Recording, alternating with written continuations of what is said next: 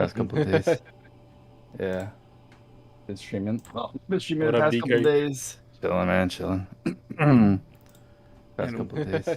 and we are Yeah. getting live, Been I streaming. think. Well, been streaming What the up, past couple of DK? days. Chilling, man, chilling. All right, Oh, I think we're looking good. sweet. Here we I look go. good. I don't know about y'all. Good enough. We don't have a webcam from you, DK. I don't know if you care, but I don't have a webcam from you right Yeah. now. Oh, there Mine's it is. on. There it is. Webcam. Okay, I got you now. Yeah. I got you. Yeah, mine's on. I got you. Okay, cool. Boom. We good. We making it happen. All right. Hello, friends and fellow gamers. We are back after a long, long break with episode 9 of Cap Race, Last Cloudia podcast. I am that Zero, and I am joined by my wonderful co-host, Jawline, and What's up, guys? and DK. Let's go. So how you guys doing? I've missed you guys. Miss you too, man. Just hanging out, know, man. Yeah. Just chilling, I guess. Not using old creepy dude, but you know. Yeah. Well, You're not? about I it. mean, you got him. Hell no. The fuck am I using for? I don't know. Why He would looks he? cool, man. Why would he I do like that him. when he's got Zlorg and Carol in his life? Who, Hell who yeah. needs Maja? Whatever, hacker. Get those damn no. mods out here, bro. Oh man.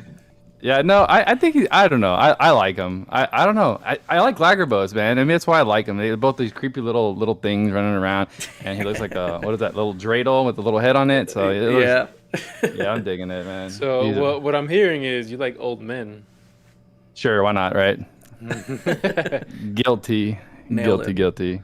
All right, so Old women too. so we haven't been on in so long that like we didn't talk about Shida. We haven't been able to talk about Hell Maja, no. like Oh, man, anything we with this haven't, festival right. at all. So where do you guys want to start with all this stuff? With some chats, you know. We can start at Gorm. No, I'm just kidding. Started Gorm? No, we Gorm? definitely talked Oh, about okay. Gorm and his neck Just pillow. kidding. We're good with that. Yeah, though I did get him, so I actually am building him now. So Oh yeah, I heard you did grab him on the daily, right? The daily pool. No, I believe it was my I did a step up for Maja, and I got Gorm. So yeah, Nice. Ooh. yeah. Dang. Okay. Jabated. Yeah. So, yeah. No, I did the step up too. I didn't get him. And then my dailies for that banner's been rough for me. I mean, the way I look at it, I'm like, I could just use the ether or the duplicates. Yeah, But, it's just kind of yeah. Crimson Ore for me. I'll eventually get some more. Yeah, UR that's dust pretty or much something. what it is, man. Yeah, I'm really hoping for that Crimson Shot to get updated. So, Yeah. I think. even further. Yeah, I think I did end up getting at least one. I don't remember if it was off the free pulls or off some tickets or some actual spins, but through over the course of this event, I ended up with 3 new arcs, which was pretty great. I got the one with Maja because awesome, I actually got his arc on the same pull that I got him, and then I picked up Golroth's arc as well as Psychic Guild. So Nice, dude. So- nice, and you so- wanted all those too. So yeah. yeah, pretty good. I'm still missing Mindscape, which I still Oh, want yeah. more than most. I was the like, rest. I could really use Mindscape, but then I got it the very first day I got it, and then like twice afterwards I got it in a row. I was like, what the fuck? Okay, that's cool, I guess. Yeah, Once all I right. have it, just give it to me twice. That's fine. Yeah, Honestly, I guess we could just start with Shida. I mean, sure. yeah, Let's do that's it. exactly where we left off. Really, if you think about it, Shida Yep. was about to come out. Anniversary's about to launch, and yeah, no, Shida was. All right. And we can talk about how badass Shida is, and just yeah, man. Yeah. What an awesome unit. Yeah, we'll just start with what's your guys' opinions on Shida? You know, Jawline, did you get him? I don't remember if you even got him. Nah, I got him. Oh, I didn't okay. care for him. Of course Fair. you I didn't. mean, he's not bad or anything, but I just didn't care for Yeah, him. understandable. What about you, DK? What you think about Shida? So, I mean, I wasn't excited when I first saw him. Yeah. But after using him, I'll tell you this, I've never wanted that damn Logzeus arc more than anything. And yeah, no, seriously. Like I wouldn't say chase, but I completely ignored Maja and went straight for that DOH banner as little and as much as possible. Damn, really? Yeah, because I use Shida daily now. Like whether he is a dark unit, but he's like not a dark unit, and me and Zero kind of figured that out too. He's like that dude could do whatever he wants, and Yeah. he It can. doesn't matter what. Yeah, it doesn't matter what Yeah. attribute he has, man. Yeah, It really if you build him up properly, he can outscale most elemental resistances, which is pretty dope. You know, Oh, like for real? yeah. Yeah, I mean kind of like A2 levels of power if you build him appropriately. Where like, oh, you're sitting at like 80 light res and I'm still hitting damage cap on you without Trishula? Oh, no problem. Nothing to It's see here. nice. Not running Trishula. I think you mean dark. I'm saying that's what it was for A2 for Shida Dark. So yeah, right. Okay, yeah. So like for example, I took him over into the Lambda fight that has a 80 Dark res, put on the basic weak debuff, and was able to hit damage cap with no Trishula. Yeah, like every even White's just constant, consistent. I think after doing damage though, he eventually puts up some defense buffs, and then like I stopped capping, but it's still like about 20k. So like it's still up there, even after and the crits debuffs. and the crits also, and that's not saying that he doesn't always cap, he caps consistently, but he does cap even in Whites at certain times, and his crits do too. It's weird. I don't know. Yeah, he's just rad, man. Yeah, certain builds he certainly can. So because he also has backstab, and if you do the S2, you actually capitalize on that percentage as well. So yeah, I mean, yep. Ways you can damage. Yeah, and he has a lot of different ways you can play him and build him, which is good. I know that like when he's completely maxed out, he doesn't have as high of a ceiling as Lug, who most people will make the comparisons to. They both have Black Hole, they're both Dark DPS, they both have crazy high damage caps.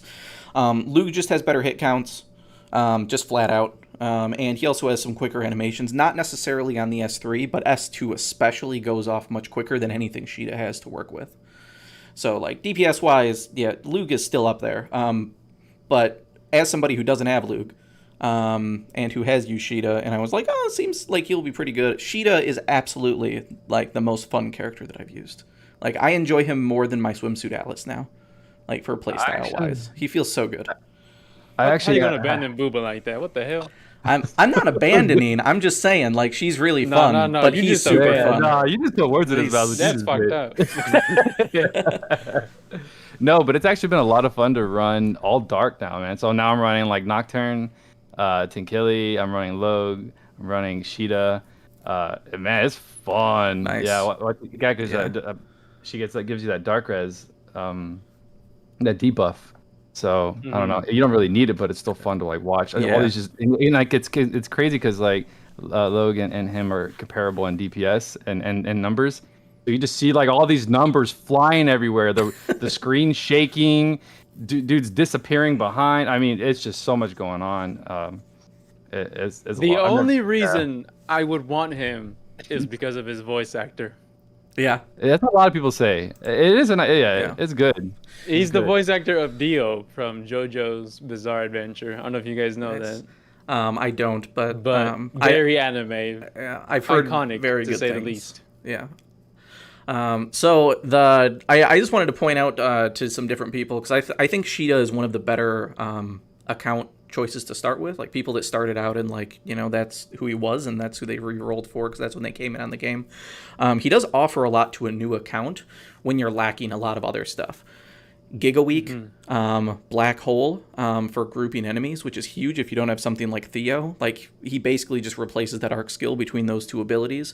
He's the only physical DPS with auto heal, which I found is absolutely massive for being able to build him. Cool. Like his auto attacks, if you build him properly, he can just have infinite MP like most can. And like as long as he's not getting one shot, auto heal just keeps him topped up. So like I don't bother building like Proud Force or crit on him at all. Like I in fact I run Berserker on him to just get the extra damage modification. Like it doesn't matter. Like he'll just hurt himself and he just gets healed back up. Like yeah, I'll take 30 MP all day. No problem at all. So I run him usually as just a glass cannon with like massive strength, which normally I don't really build stats on units, but Shida, it's really easy because he's got that Dante passive where he gets plus 50 to his strength and int on his weapons. So my like glass cannon build, I run a plus 40 pure blade and then a plus 40 Gorm's hammer, and he's got like over 4k strength. And between that and all his damage mods, I don't need to ever put on different slayers, and I don't usually worry about elemental resistance and debuffing. He's usually just capping on everyone. But that's like hyper end game stuff like perfect gear. You know, like I don't think that that's really super viable for most situations. The most fun way I found to play him that I really like is in an ailment comp running Venicleave and then like the bow that lets you ignore 20% of dark res. And then you just run with like Tink for some damage cap and helping out with that sort of stuff, maybe applying some debuffs, and then like any ailment support like Logia is super good for enabling Venicleave or MTR, DXR. Whatever you really want, and basically, you can just like loop through his different skills, like Black Hole to group things, while your ailment spammer goes into wail on them. You throw on Giga Week, and then everybody's infected with stuff. He's got a null melt, he's got Venicleave buffs, and then you just S2 to dash in and just nuke everything in sight. And it feels awesome to just like have that chain of like, okay, I'm going to use this spell, and then this, and I'm going to combo this, and then everything just evaporates. It just feels awesome. So like I went back into my the Laugen stages, like the with all the tanky robots and stuff, and I don't think I even put on Machine Slayer, and I just completely nuked all of those and got all the time the time challenges that I didn't have before because things were just too tanky, so I just completed them to move on. So he just completely annihilated all that stuff running that ailment comp, and it was fantastic. But yeah, anyway. I actually use your Shida, man, and even your Goddess Kiss procs are really, really good. I was like, oh my god, he's pulling like 300, like yeah. Well, and they're like not even Frogman. Yeah, and they're not even dark. They're just neutral, which is great. So Yeah, you don't ever have to worry exactly. about elemental resist. I was getting just random enemies and pulling all. Yeah, I was like, oh wow, yeah, he really nailed this build. Yeah, it feels pretty good for sure. And also I feel like he's got some of the most badass animations ever. Like his auto attack is like 3 swings, and he uses this like dark creature as like a whip or whatever, and like dark doggo. Yeah, the dark doggo, but it's like basically a dark energy whip when he actually uses it in animations and stuff. And so like it's got a little bit of range to it. It's got some AOE, and like just being like when you suck things in via like either lightning gauge or black hole. Being able to just get multiple hits on things just makes it really, really awesome. So even if your Goddess Kiss is only proccing for like 40 for some reason, maybe they're really physical resist or something, you're still probably getting like multiple procs within that entire like chain of hits. So just works out really nice, especially against mobs. So you guys are a fan of Shida, is what I'm hearing. Yeah, I mean, he's pretty much my main for like yeah, I mean, I use him like people use Lug now. So just, Pirate Feast, some skill charges. Just take him into almost every fight for the most part. Unless I need to use like Maja or Eliza for like Green Gate, because Magic's just so good on Green Gate to just instantly nuke the entire board.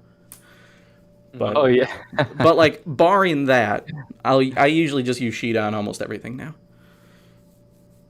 Yeah, unless I'm just going in for funsies, but. Jawline's like, oh man. Yeah, I want Shida, man.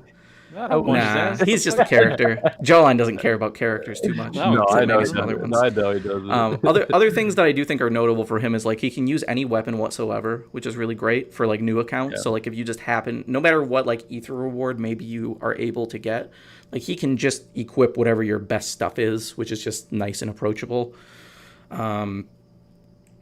And also, like, he low-key is, like, a really good support, too. Like, between having Giga Week and then also he has his Anima for the stacking minus 20% to strength and int. And as you guys know, debuffs are just ridiculous. So, like, just simply having a basic Blazer buff on bosses sometimes can take you from getting one shot to only taking, like, 50% of your HP. So, like, the fact that, you could have Blazer on somebody plus his Anima, and, like, maybe you also happen to pull Maja and you have minus 15% physical damage reduction from his Charisma. Like, who needs Theria? You're just not taking a ton of damage. And if you do have Theria, Jesus Christ, okay, you'll just live forever. Perfect. So, yeah, just lots of good, cool stuff with him. One of the first people that I think feels like an actual like true hybrid. Like you could legitimately make him like magic focused with high int so that he has magic cap up and then just still dual wield on physical, and like he'll still be doing really good damage and like looking really, really nice. And just weaving in between both of those, Feels good to just kind of do whatever you sort of want, which is it was really nice. So yeah, that's enough of going over and just creaming over Shida. Hold on, let's check out chat real quick and see what kind of stuff we got going on here. Tweaks. Oh, is Shida good? Go away, Tweaks. What are you talking about? Yeah, so just Tweaks coming in and being sassy. Love you, Tweaks. Just being him. Yeah. The huge. Damn. So how are you guys enjoying the anniversary so far? I mean, I've heard the so- good things about the limit break, but to be honest, I'm not even doing that. I'm just at this phase where I'm like, I'm bored. To be honest, I'm like Yeah. entirely bored with the anniversary. Shit, I started using Zalorg or whatever to cure my boredom. Yeah, dude. So, And I you found mean- some interesting stuff with that too. That's just crazy. I honestly couldn't care less about the anniversary. So for me, like, I mean, it was neat. They brought a new map, which is cool. Some different stuff for us to go find or do. Like, it was a little more engaging than most of the events, but most of the events that we talked, it was. as we've talked about before, have been kind of blah. But things that it did do really well, I mean, rewards for the players have been really good. We got tons of free summons, which is really great. They brought back the Super Friend Gacha, which just helps when people are stockpiling and stuff to just get free mega clusters so you don't have to go run multiplayer, at least for a bit of some stuff, which is always nice.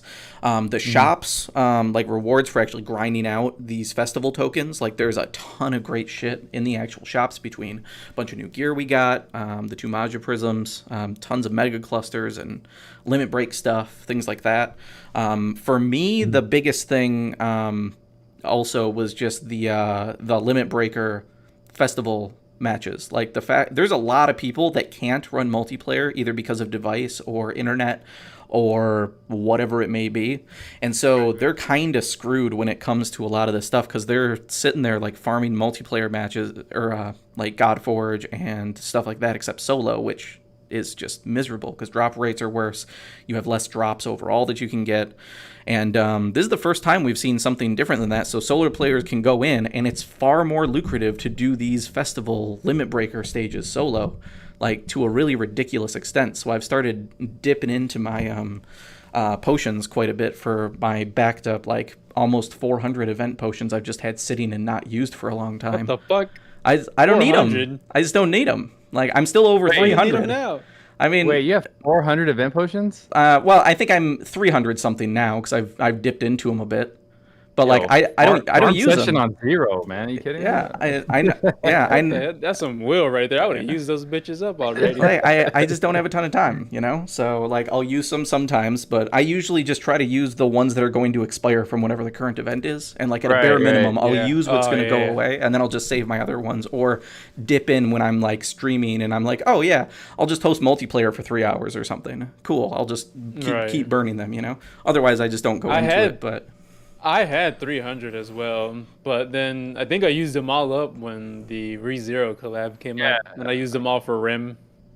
Oh, wow. But yeah, I used them all just to get her maxed out quick. But other than that, I'm sitting at like 30. Yeah, So about to expire. So I've got a fair amount, but either way, every time I get up to 10 out of 10, just from natural recharging, I usually just go in and auto with like my Yash and Shida in those limit breaker fields, and like the gains are just ridiculous. I mean, I'm sitting at like 50 plus of each of these like 5-star mats now, and a ton. Like, I've always needed like the like demon fiend tails or whatever for like the Godforge stuff, or the I don't know, the thing that looks like a fucking witch's broom. I don't know what the fuck it is, off the otherworldly one. Yeah, I don't know. It's like it just looks like a fucking like brown, like the back of it. The Onyx arm? I don't know. It's like a hand or something, and it's like brown. Yeah. Okay. Yeah, I'm just saying it looks like a witch's broom, just like fucking Fomega This man. things look like waffles, man. Things are things, except when they're not. But anyway, I've got like hundreds of those now instead of 0, or like scraping by to like barely get my final upgrade and stuff. So. Feels nice. So I've just need to do Godforge. Yeah. Oh yeah, me too. I've been slacking so bad on Godforge. Yeah. There's just I was actually gonna. I've been using the axe and axe high boost for my Shida, and I was like, man, I probably should do the hammer strap, but I just don't want to do it. I just don't want to do it, man. Hey, that's totally fine, man. You know. Yeah. Why X high What you boost? gotta For do. breaking or just for boosting? Just boosting damage. I'm just I was using it to try some break stuff, but I don't know. It was the closest thing to hammer mentally. So, yeah, it made me feel good at the end. Yeah. Because I don't have that Godforge hammer yet. But yeah, maybe I'll do it. Maybe I'll do it this. It's you know, definitely coming worth week. getting the base version. Yeah, It's yeah, very no, good. It's definitely like best hammer in the game, in my opinion. Yeah. You got tweaks. Someone say Godforge. Yeah. The guy didn't know life's Godforge.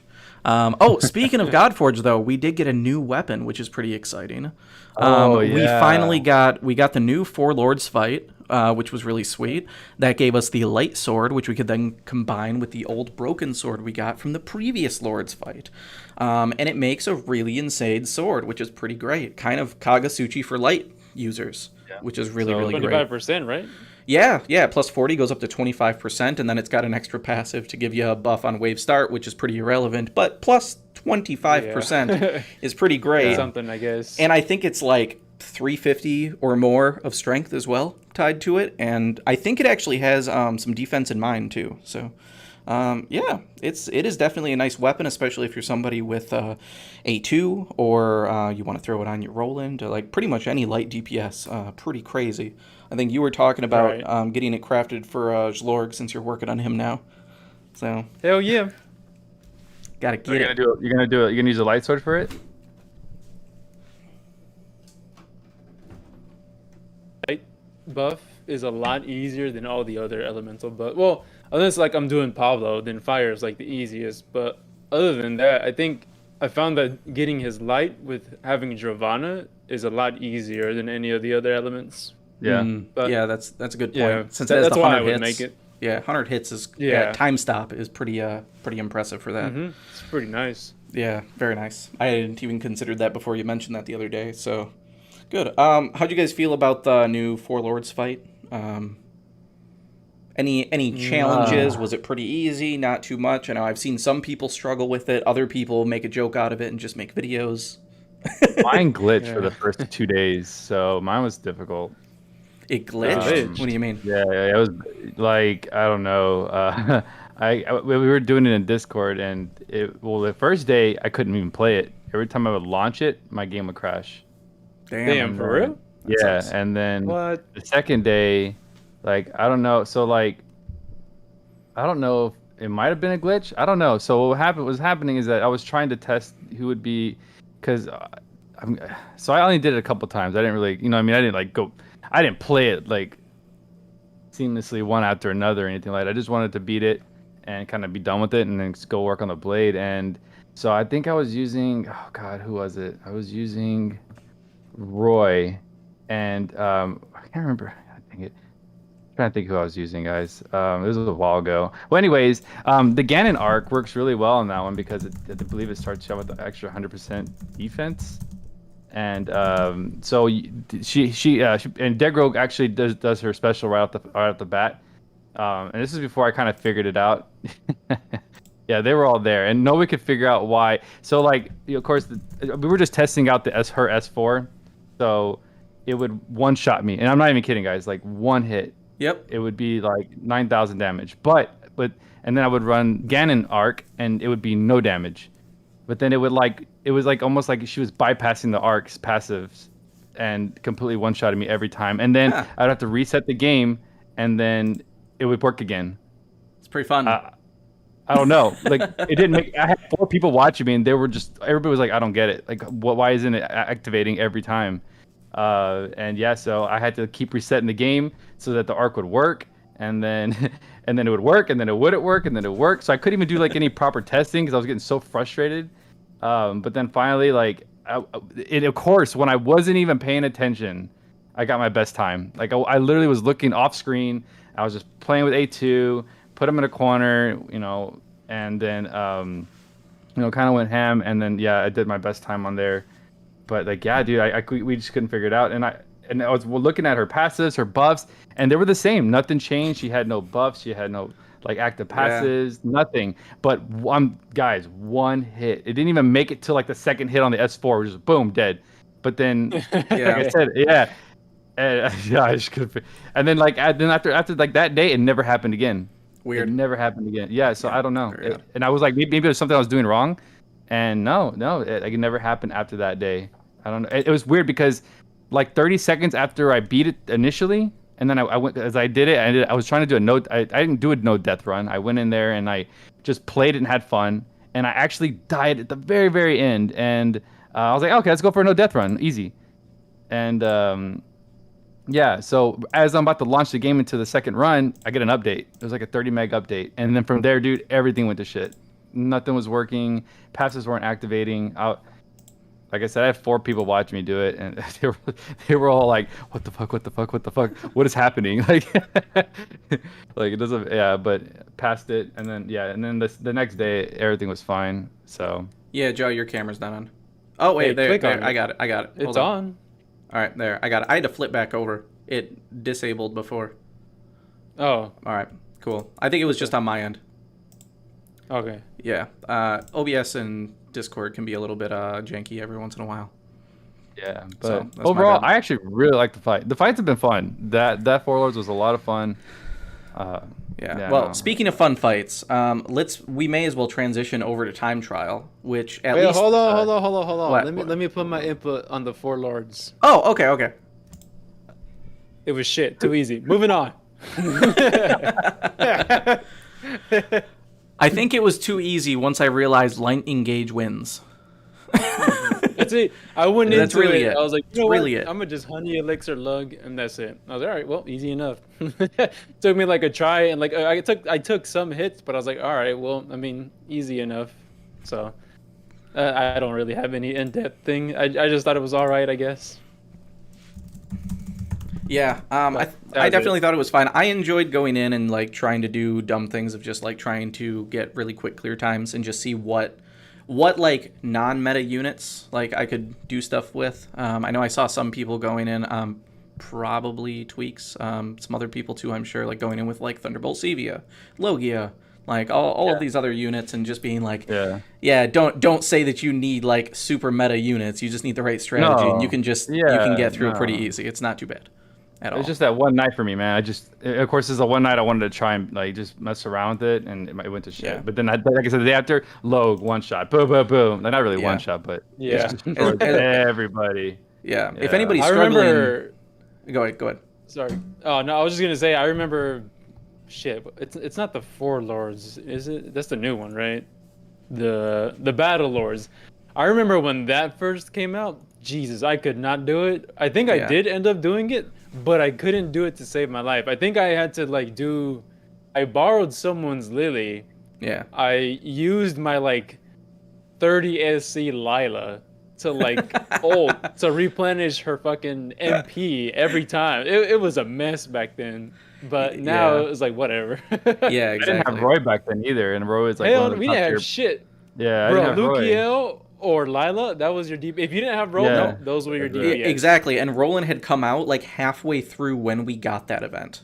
Like, I'm pretty sure he didn't even get released when we got it. So people had to start without and then get him and then try to rush him back when building a character took like a month or two. Yeah, and so then I saw good luck. I saw Dashman put up a guide for it, and I was like, oh sweet, man. And I was like, he's like, yeah, you gotta use Roland. Oh, all right.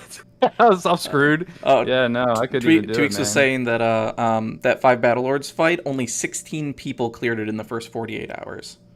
Back when it first came out. Was stupid, dude. Yeah, it was hard. In the first week, only 7 people global wide or in global did it all, which is just so crazy. Yeah, no, I didn't have the units. I actually didn't have the builds either for it.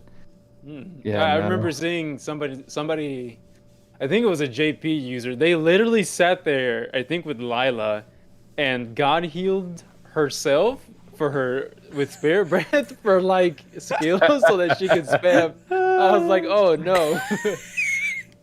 I feel like we need more fights like that. Would you guys want something? I would want something like that. Something like that hard. I would like. I mean, I don't mind things being that hard. Yeah, I don't mind things being super hard. I think the closest thing that we've maybe gotten to that, at least according to some people, is this time trial. But once you know how to do stuff, I've heard lots and lots of people talking about the time trial being excessively difficult. The hardest part for me was just figuring out the fastest time. Other than that, it was cake. Like, the biggest complaint that I've heard in general is like the last few hard things they gave us usually ends up being when you get something down to like 25% or less, if you don't instantly kill it, they just spam ults till you wipe. Oh, hell yeah, dude. So you have to figure out how to solve that problem, but some people don't like that. By S-Bet. It's amazing.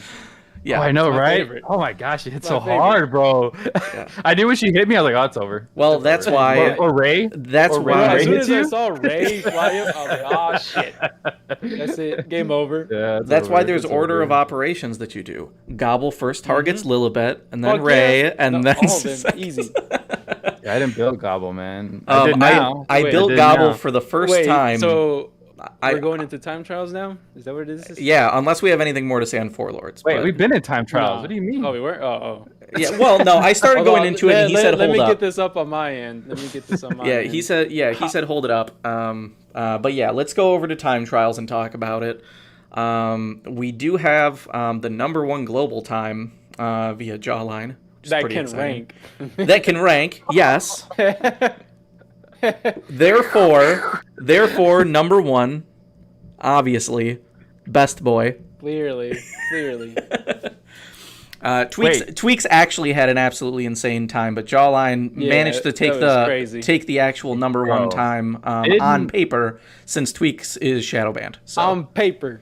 Yeah. Didn't even think of Soul Spark. On paper. Bro. That's like the last thing I thought of. Really? Like Soul Spark is the last thing I thought of. Soul Spark has been prominent in every time trial. Bro, like I thought about it, but I never actually tried to use it. It'll be okay. To be fair, though, you guys, my dumbass waited to the last 5 hours before the damn event ended. This man was like, "Yo, bro, how do I do this?" I was like, "Yeah, I was like, bro, try to get." I was like, my first try, I got top 30. My very first try, I got top 30. I was like, all right, I could definitely do this. I could do this. And I was like, all right. So I was like, wait a minute. All right, so let me think how I'm gonna do this. And I was like, Jawline, bro, I got 3 hours to do this. Like, give me something real quick. Give me like a hint. And then like, man. And then he gave me like, bro, you know, half these units I don't even have, and half of them aren't even built. Like, so I basically what I did for round 1 was I used 2B as my honey elixir battery, and damn, she was good at it. Like, I think I cleared. I mean, granted, I didn't do the Soul Spark method or anything like that. So my first run on round 1 was like 13 seconds with 2B, and basically like as soon as Degroke finished her S4 and her S2 and S3, she was already at 246 MP every time. So it's just a constant flow of honey elixir. Sure. But yeah, I struggled on the second one the most. Other than that, one and 3 were my best times for sure. But yeah, 2, cool. Just to rub some things in, just because I know that it's happened before of your regrets, DK. Round 2 was pretty easy for me because I just paired Eliza with my A2. Eliza works pretty good in that fight. Yeah, I know you don't. Man's like, fuck Eliza. I know you don't have Eliza. But she works out pretty good. She worked out pretty good. I think I actually just ran multiple DPS in there. I think I did A2 and Roland and Eliza just to try to have the damage up. But I didn't really shoot for super high rank. I wanted to get top 100. My first attempt, it was like 330 or something. And I was like top 30 at the time. And I eventually got bumped out to like 48, so I made top 50 or whatever, which I'm like, that's fine. I'm not going to spend 3 more hours to try to like get into top 10. I like my UR dust, but I have a life too. Yeah, first try top 30, I was like, I'm kind of happy with that. And then until I saw Jawline climb back up the 2, I was like, you know what, man? Bro, I got pushed down to fucking 6. No, and then everybody in his Discord was egging him on, like, yo, you're gonna really sit there at the bottom? Like, then like not even 20 minutes later, bro, I look at it and Jawline's at number 2. And I'm like, oh, this dude. I was like, all right. I'm actually gonna try. I was like, so I used my last 3 hours. Like, I was at the gym planning and in between sets and like, okay, big brain. Yeah. And then I was like, wait a minute, why is this fool running Book of Forbidden on Dick? Oh, hell yeah, boy! He's casting to lower his HP to capitalize on his damage cap. Interesting. I was like, okay, a big brain move. Okay, I got you. But yeah, for us, he didn't think of Yeah. soul spark. We Hey, had to think Zero, out. you want to do me a favor, Zero? What's up? You want to wait, you're on the wrong tab. What are you looking at, sir? That's not the time Oh, trials. yeah, I'm just, really awful at managing my screen while we talk about shit, I think he's like 20 whiskeys down, bro. I don't have Probably. any. That's the real problem. I'm not drinking yet. See, that's the problem. He hasn't had anything to drink. Anyway. You wanna hit on that ranking for me, sir? Pew! Pew, pew, pew, pew. This dude is proud, bro. Yeah, hell, this is my first time. Fuck yeah. But here's the thing. That shit was all RNG. I am so surprised I got that time. So what do you mean? got What do you? number one? Okay, so what? Huh? Yeah, he You got got number number one. one? Yeah, he did Yeah, it. bro. What the fuck? Bro, you even stuck in the last minute and did it? Dude, it was all Wow. RNG. So what was it? Like Fucking Gobble what? came in clutch. Yeah. So what was it? It's just you needed the RNG of like having every one of his bombs hit. Oh no, we talked about No. that. He said 40 times for the RNG to work on his number 2 run, and I was like, bro, I don't got that kind of time, dude. Like, I cannot sit here and hit RNG for about 3 hours. Like, can't do that. Okay, so I would do it on stream, but I'm on PC. That's too much clicking. But so I'll just explain what I did. The first fight, I had the Grog, Balin, Maddie, and then I had Maja. I had Forbidden Book on the Grog, and I gave the Grog Name Giving, which is a collab spell that lowers your health by 50%, and then it gives like a buff to another unit. But with the Forbidden Book, that's 30%, so it puts you down within the range of her activating her buff. So I did that. She got all that cap raised, and then I just honey elixed her to, take them both out. So that was that. Nice. The second fight was a little bit more like technical in terms of like what I had to do in a short amount of time. But essentially, I used Glukiel, Zekas or Sekas, Ravala, and Tinky. I used Glukiel's S3 to like instantly push them all back on one side, and then I had Dark Matter on Tinky to group them up, and then I did Gwar to give Glukiel her ult, and then I did Honey Elixir from Tinky onto Glukiel, and then S2 from Glukiel to the enemies to fill up. It was a whole thing. Basically, Glukiel cheese. Yeah. So Yeah. But making it work is the magic. Yeah. Yeah. Now, the last two fights, that was the biggest thing, because I used Gobble, Lug. At the end, I ended up using Shift Goroth, and I used Shift Alice. So at the very start of the fight, I would use Gobble's S3 and target Rabala, hoping that it would take out Rabala and Baran, because in case you guys didn't notice or know, Gobble's S3 can insta-kill all of the enemy, or all the enemies except for the actual boss. Anything without an HP bar is not safe. Yeah, and I'm honestly surprised that he could, or that they let it. I figured they would have hey, you can't do this. But so that was the strat, like trying to insta kill both of them and then just nuke down Lilibet. So that was the whole strat, right? Now the last fight, I switched to Shift Goroth because I could get his ult charged up in time. So when the fight happened, I did his ult, and his ult is, a huge suck. So it grouped them together. Yep. And when they grouped them together, I did Gobble's S3 to try and insta-kill all of them, or as many as I could within that short amount of time. Yep. And so if I managed to, kill them, within a decent time, then I would just Honey Elixir Lug to nuke Kyle. And then the thing with Kyle, the fight, I used Alice on Giovanna, because with Giovanna, she does like 2 million damage. So I tried to nuke down Kyle within that range so that I could nuke the rest with Alice. That was pretty much it. Nice. Yeah, I didn't even consider trying to use Alice on Kyle like that. That would have been extremely helpful. if I had thought Her of it. S4 is insane. I'm like, damn, man. Yeah. I mean, I could not afford to buy her when she came out. So I know I know how good she is. I really do.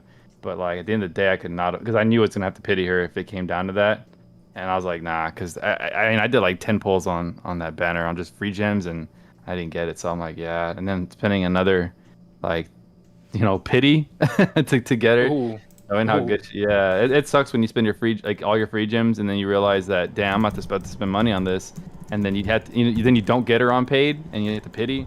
Oh, that's a stab in the heart, man.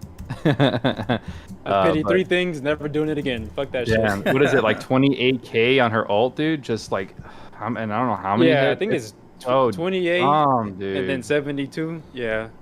That's So like about 2 million, like a little over 2 million damage. you know what? And it is rough. It was rough because, I mean, let's be real, like, guys. We all probably. I mean, who has Honey Elixir in here? I do. Jawline, you have it too, right? Zero, Yeah. you don't, and you No, don't have. I have WAP, glass right? You don't record, have so I either. use glass record for everything. Okay, so Yep. the fact that you got 46 with glass record is pretty awesome. So like the way I look at it, I always take into account that people who don't have this and they still made top 100, top 50. That's really freaking good. Mm-hmm. So like, yeah, kudos. What to time you did you guys. end up getting? 0? Like 3:30 ish, I think. Hold on, let me check. Let me go back. 3:29. Oh, Yeah. nice. I guarantee I could have done better. I just didn't feel Yeah. like spending the time. So this was my first clear Oh, time, yeah. basically. So- I mean, I did do some Yeah. resets where, like, I went in, I'm like, okay, I'm not happy with this, so I'm going to restart, go do this, and then I was like, okay, I think I'm going to tweak this thing a little bit. And then yeah. my actual first clear, I just left at my 3:30. So like, yeah. So anybody who's in here and they got top 100 without Honey Elixir and all the other jazz that we did, dude, yeah, kudos to y'all, man, because that's pretty sweet. Like, because yeah, Honey Elixir did make that fight like a lot easier, and Hell WAP yeah. and all that stuff. Yeah, because I know the first thing, like, they asked me, what'd you get? I was like, oh, I got top 30. And they're like, oh, you use Honey Elixir? I'm like, yeah, I used Honey Elixir like about 10 times during that fight, man. Yeah, my So- definitely competing in stuff like this makes me like appreciate certain things that I don't have and like that I really really want, like Theo. Yeah. Just to have like one round of free grouping is just massive, you know. Yeah, Having and then- having Golroth, you know. Yeah. Like his Bargain ult, bin Theo, bro. like Bargain yeah, bin well Theo. not yeah. That was my budget, Theo. Yeah, well, and like not only to like have the group, but also applying the typing. So like you could just have Oh yeah. 8 SC on Fish Slayer, and like anybody could suddenly have Slayer damage on him, you know, on like all the enemies, regardless of what they are, which is just huge. Right. So yeah, just little things like that definitely would be really good. Finally have Gwar at least, so I had that in my toolkit, which was nice. And yeah, I kind of just had fun with it because I didn't have Gobble built, and I always hear from Jawline how great he is. So I A goat. yeah, so I had messaged him like a little bit before the time trial, my level 1 Gobble with 0 investment whatsoever. And I was like, all right, I just had to send this just to share some salt. And then I built him up, and I was like, you know what? I don't know what exactly is in the last fight, but I heard somebody say that they enjoyed Gobble for it, so I'm going to go ahead and just run Shida DPS with Gobble and then like double glass record supports. And it worked out pretty well. I enjoyed it quite thoroughly. See? Yeah, it was good. Yeah. It was good. Shida did really good on the last wave too. So it was actually my first clear. Shida, I basically bunched them all together, and S3, Shida and Log S3, and it was just like this humongous dark hole of damage. And yeah, it was an instant wipe. Yeah, Shida, man, Shida's just so good. I don't know, man. Dude is nasty. And then him and Log together, oh dude. Oh yeah, I can imagine. It is so much fun, man. But that was my first clear on the for the final wave. The Kai on all them was Shida and Log. Yeah. Or a Lug. A Lug is a yes. Well, I'm glad to see that a unit like Golroth has, you know, a use now. Pretty much. Like he's just kind of been sort of like super blah. Like he had this really really badass artwork, flavor wise, he seems super cool, but they didn't really balance the way that he does damage well enough, like between hit count and like you know, how his animations play out, and like his conditional cap raises like weren't really balanced enough between like what he has and then what's conditional, like how easy or hard it is to hit it. They missed the mark, but his ult definitely is a really really big tool. So maybe back then he would have, you know, been good or better than what he is now. yeah, like cap damage raise or something. Sure. Yeah. But back like now Roland he's got the era. suck utility. Yeah, like So- back when Roland was the first cap raise, Golroth would have been Yeah. obscene. Yeah. Does Goroth have his Awaken 5? I didn't pull him. No. I still don't have him. No, he doesn't. Right. So there is a possibility for him to actually no. get better. Not a possibility. Like he will. Like absolutely, all these units will definitely get them. They're gonna buff everyone, right? Yeah, I would assume Oh that. no. I mean like a really good buff. Like Sure. Yeah, they could make it so that like his standard cap raise is much better, and then just give like marginal ones to conditional. We don't know, but the fact that he still has like really low hit counts, they'd have to buff him pretty hard, I think, to make him like good. But they can make him decent at least. Yeah, And as long as he's a good tool, like that ult by itself gives him value, which is cool. So I like that. Hell yeah. Utility is what matters. You know, I will Massive utility. I will build an entire unit if they do one thing that nobody else can. Like Gobble is worth having, 100%. Haha. He just is. He's worth having. If you need to be able to insta kill, he's the only unit that can insta kill certain things because everything else is normally immune to insta kill. If they're like Everybody was sub sleeping bosses. on Gobble. This makes me happy. Yeah. is So great. like, you know, even if they do only one thing and one thing at all, if they do it well enough, they're worthwhile. So yeah, love it. I was gonna say something else. I don't remember anymore because I get myself distracted. But yeah, fun stuff. Oh, I was gonna say whenever he gets his buff, I would imagine it's gonna be like Merity, Medine, and Golroth, like all in the same update. Oh, Merity! I cannot wait. Dude, Merity buff Shit. Yo, is gonna be great. Merity. Yes. Does she Oh, I have cannot Destroyer? Can we get Destroyer on her if she doesn't have it? I don't know, man, but I can. I'm excited for That'd be great. Merity. It's gonna be really nice. Yeah, I like it. Medine too. Let's make it so yeah. that her on wave start gives us even more stuff. Let's Ooh. Oh no. What if they make it better than Tinky's? good. It's only 40 seconds. Like if they made it so it's That's like true. 4K on wave start or something, you know? Yeah, I'll use it. I'll probably use it. Oh, I probably more than wouldn't. TP. Yeah. I probably would. I mean, yeah, Wave Start, yeah, I'd probably use it maybe. Dang. Depends on the fight. Man, that's messed True. up, bro. They threw my girl Maddie in the back with that Tinky update, man. Yeah, I mean she's still really good for fighting. She's really good for Yeah, fighting I know. Fire Dragon though. You know. So, yeah. Like going in with 4 Medines against that Fire Dragon is still hilarious. 4 Medines all with Icy Guardian. Feels great. Yeah, I think with the Melts that damage dude. cap, I think whenever we get our first Ice UR, that's gonna be really nice too. Oh yeah, To for put on sure. her. Yeah, we're Yeah. missing Ice, we're missing Earth, And Yeah. like, and Light, and Yep. Light. For sure. dang. So Dang. speaking of light and my awesome segues, let's go ahead and talk about our newest light/hybrid mage unit, Maja. Dreidel. Yes, Spin me. spinning Spin dreidel, me. creepy peepee boy. Yo, like, What the fuck? I mean, he has feet, right? I mean, I sorry. see him in the story. Yeah. Yeah, there, he's got feet. But so that all came from, we saw the teaser and it was just this arm and people were like, "Oh man, new waifu," and I was like, it's either a waifu or it's some really creepy guy because this hand is not a very masculine dude at all. Like this is like Right. super slender and weird. Like this is either gonna be a waifu or it's some creepy like old guy or just like really just, I don't know, just super duper thin me, and bro, I strangly knew guy, you know? exactly who it was. You knew who it was? Yeah. I knew exactly who it was because he was the last one that canceled 10. I knew they were trying to close out cancel 10. Yeah, it makes And- sense. and yeah. I just don't follow the lore, so I don't really care. But it seemed like Same, everybody pretty much knew same. who it was pretty quickly. But anyway, Maja, one of the most effective units that's the least fun to play. That's my one sentence statement. I agree. If you really I like agree. big numbers, like I guess that can be fun. Like he's really He's so boring, really- bro. I'm sorry. He's fucking super. boring. He is super Man. fucking boring, but he's We- really effective. Like he is impressively effective. That is for sure. And he does also bring some different utility, which I haven't been able to completely test. But for one, he comes with convergence, which is the same as Zekis. So Zekis. yeah, so basically, if he would die, he instead just keeps losing MP.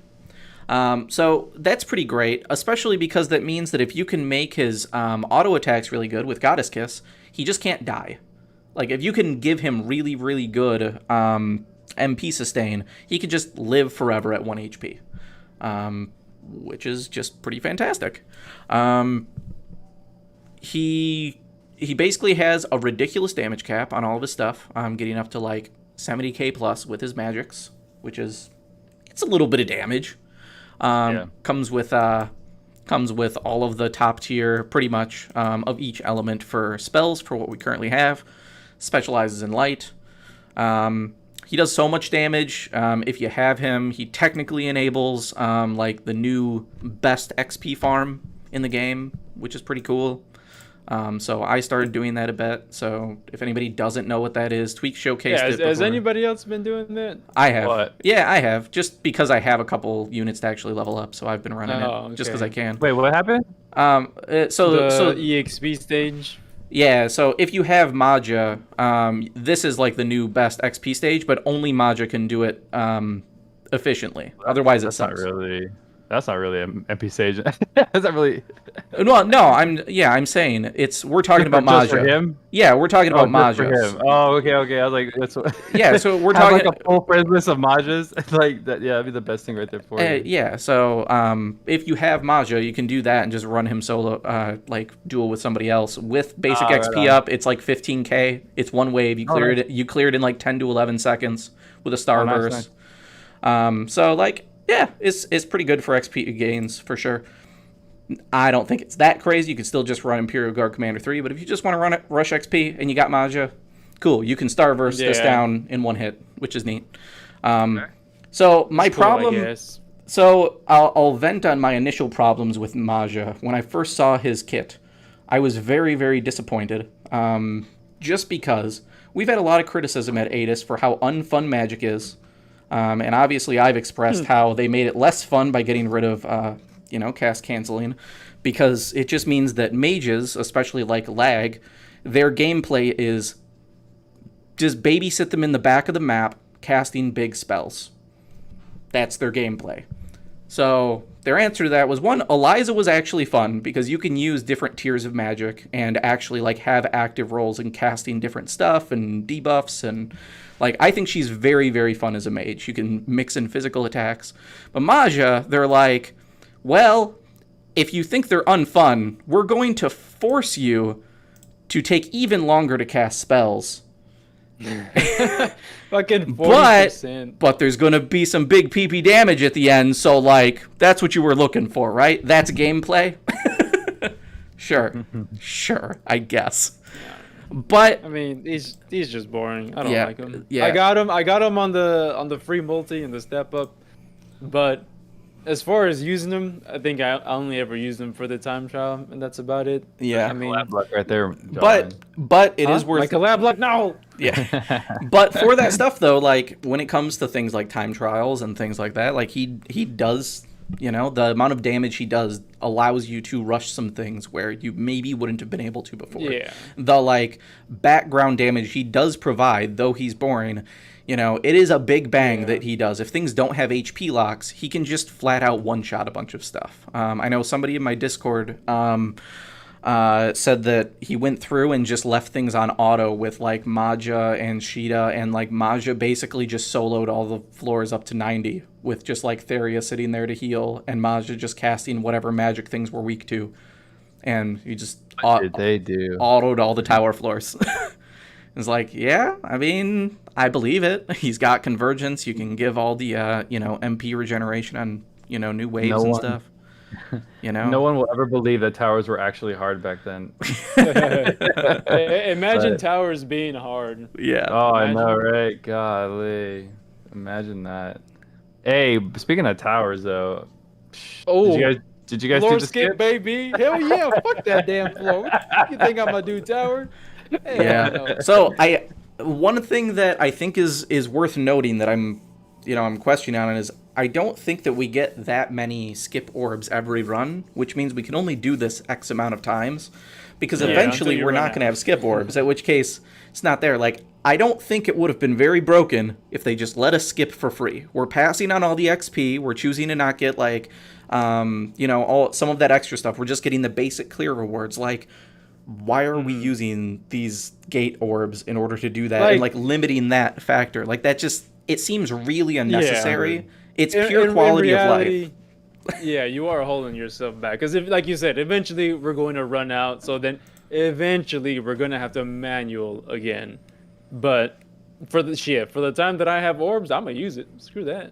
Okay, so Tweaks actually has the numbers for us, which is cool. It says 70 cost, assuming you had cleared it before, and we get 40 for the 90 floors, so net of 30 loss every time. So, yeah, for me, I'm sitting at like 200, which means I can do it 6 times. I had like 600, Basically. so I had quite a bit. That's Oh, why I didn't damn. really care. That's But I crazy. didn't. Yeah. I didn't. Whatchamacallit? I kind of wish I didn't do it. I like the XP. I still have characters to level up at the moment. So, I was like, yeah, damn. something to think about though is like the XP is good, but like those lower levels don't even give you that much. You get exponentially no, more the for those real higher XP is levels. like I just auto after- it. No, I just auto Yeah. it. It's just on auto, and it's just free Yeah, XP. While yeah, I'm but you still in can't the let it watch sit on auto. You babysit it for 3 hours or so to like get through all of it on auto. Like, Watch Avengers. sure, but like, yeah, it's just, I don't know. It's annoying, but fair. If you can do it, then you know people can do it. I ain't about that life. Fair enough. Honestly, Fair when I enough. get to everybody to level 100 and everybody's just chilling, I probably will just auto every time, get the free crystals and mother souls and bail out. Honestly, so yeah. You guys want to talk about the arc? I don't think we touched that. Oh did we? yeah, sure. We can hit on both the arcs for sure, and then I would like to actually go to the other new OP unit that we got. Oh, hell that yeah. I know Jawline what will be you're very talking about. excited Go for ahead. for sure. So, Go ahead. I'll let you carry. I'll listen, sir. yeah. Well, hold on. We'll start with the arcs. So, Elemental Arc, which could we maybe get a cooler name on this? Like, did they? This is a placeholder that they forgot to give an actual name. It's actually story based, so that's pretty cool. Oh, is it? Okay. Yeah, it's actually in the story. Yeah, they talk about this. All right. So, All right. Well, I thought it was just a generic name. They No, should have they- named it yeah. better in the story. I'm just saying they should have done it, but fair enough. Yeah. Artwork is sick, super good. Yeah, I didn't realize that it actually had good strength too. So yeah, I mean good I love stats it. all around. Very glass cannony for stat wise.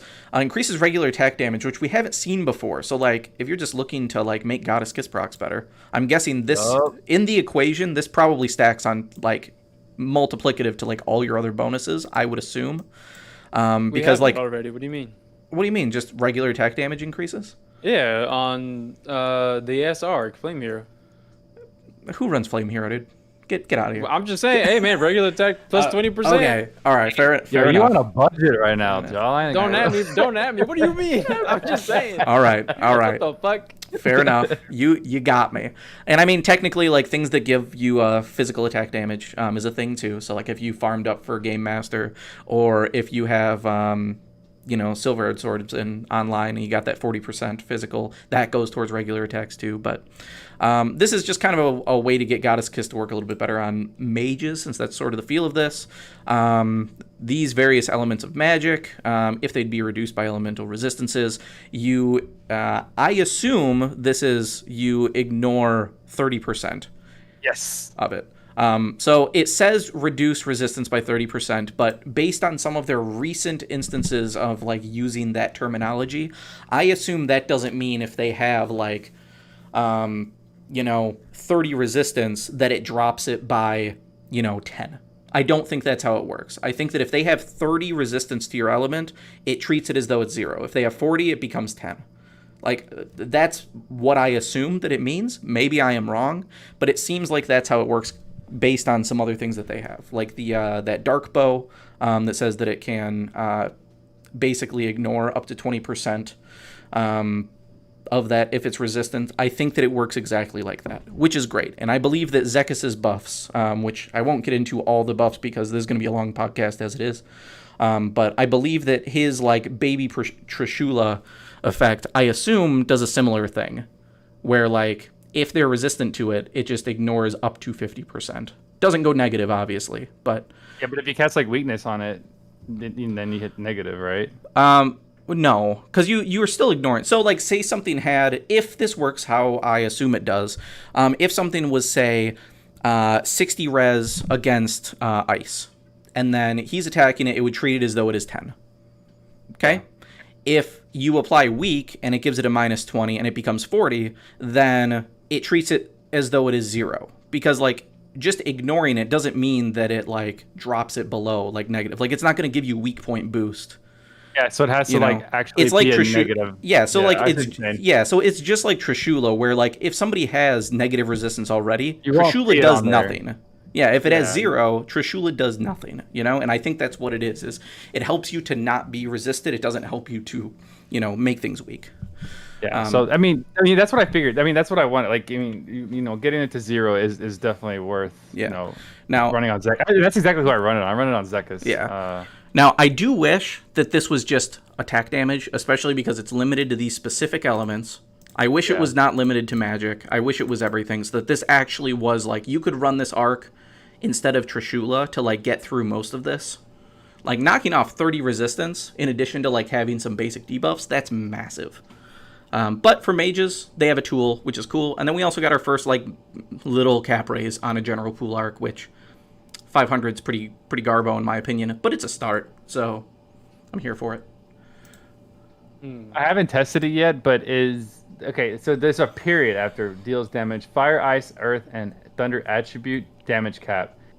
Is that for physical damage cap? Thunder? Yeah, this is everything. Yeah. No, that's Yeah. Okay, that's what I thought. This I was is like, everything. Yeah, did I read that wrong, or because I mean, there's a straight up period right there, which means that yeah, that's a exactly. whole Yep. new- Yeah. So this is physical, magic, special, whatever. It's all of it. This will be our first general pull arc with a damage cap attached to it, which means probably for the future we'll probably get a little bit more, some other cool stuff, like in general arcs. That'd be really neat. Yeah. Okay. So Tweaks in chat is saying that it isn't -30. It's similar to Zekis's. It ignores overall 50%, not -50. Okay. So Tweaks, just to be sure, you're saying like if they have 70 res to a thing, Zekis's at -50 makes them be 35 res, not 20 res. That is correct, I assume. What you're saying. Sounds like a lot of math. Yeah, I mean, he posted what a test is, so somebody can go and do that. I don't have time for that right now. At some point, I would, but I just want to get them to. I'll be happy with getting them to 0. It doesn't have to be negative. Honestly. Yeah, I'll take your word for it. Well, it sounds like it doesn't take them to 0, but either way, it helps to just cut things down. So the main time you want that is when things are like 60 res plus, at which case this effect, as well as like Zekis's effect, like they're going to be significant and they're going to be substantial. Right. So even if it's not flat amounts, it's still really good. Or like if they're 100 res already, and then you can throw on some basic debuffs and then use some of this stuff. Pretty good. So yeah. Skills. I didn't even look at the skills here. So there's not a ton of crazy stuff, except I wanted it for Mimicry Spirit, if nothing else, because final wave of tours, this is an extra +1. Lagrabos is the only spirit that we have. You are damn lie. We got Graven, we got Zilord. What more do you want? Oh, I didn't realize Multiple? that. I didn't realize that they were actually spirits. Yeah, they're spirits. Oh, okay. Well, maybe if they were good, I'd care. But anyway. Whoa, what do you mean? I'm just kidding. Okay, I'm just kidding. They're good for tours apparently. But now, like for me, all my units are +4 for that final tour, and this means that everybody becomes +5 or better, depending on what they were. But that doesn't increase it, right? Isn't there like a cap? No. Like as many conditions as you can hit, you get. So like the only one that I have that can hit the max conditions you can have for that final one is 6. My 9S no, but I'm can saying hit it. I'm saying the success, right? It's capped. Is it? Yeah. Isn't it like 50 and 20, right? Oh, I don't know. Maybe I have to look at that and see. I thought it was capped at like 50% right. and 20%. Oh, maybe it is. I don't know. So maybe it's not as exciting as I thought it was, but I don't know. I'll have to look at that then. We'll have to see. Scald, which we've seen in another arc, basically Patience or Fury, but with cast speed, which I actually kind of like, depending on what unit you're running. It just means like you don't necessarily have to have Rad Moon, or like if you're relying on like fast recast and you get weak and you're using like AoE magic, you could still instantly cast it if you're, if your healer gets weak, which is really, really nice. And then first time we've seen these, Elemental Boost, Elemental Drive. So this is just generic plus 10% to these elements, which, if you're a multi-element user, is very good.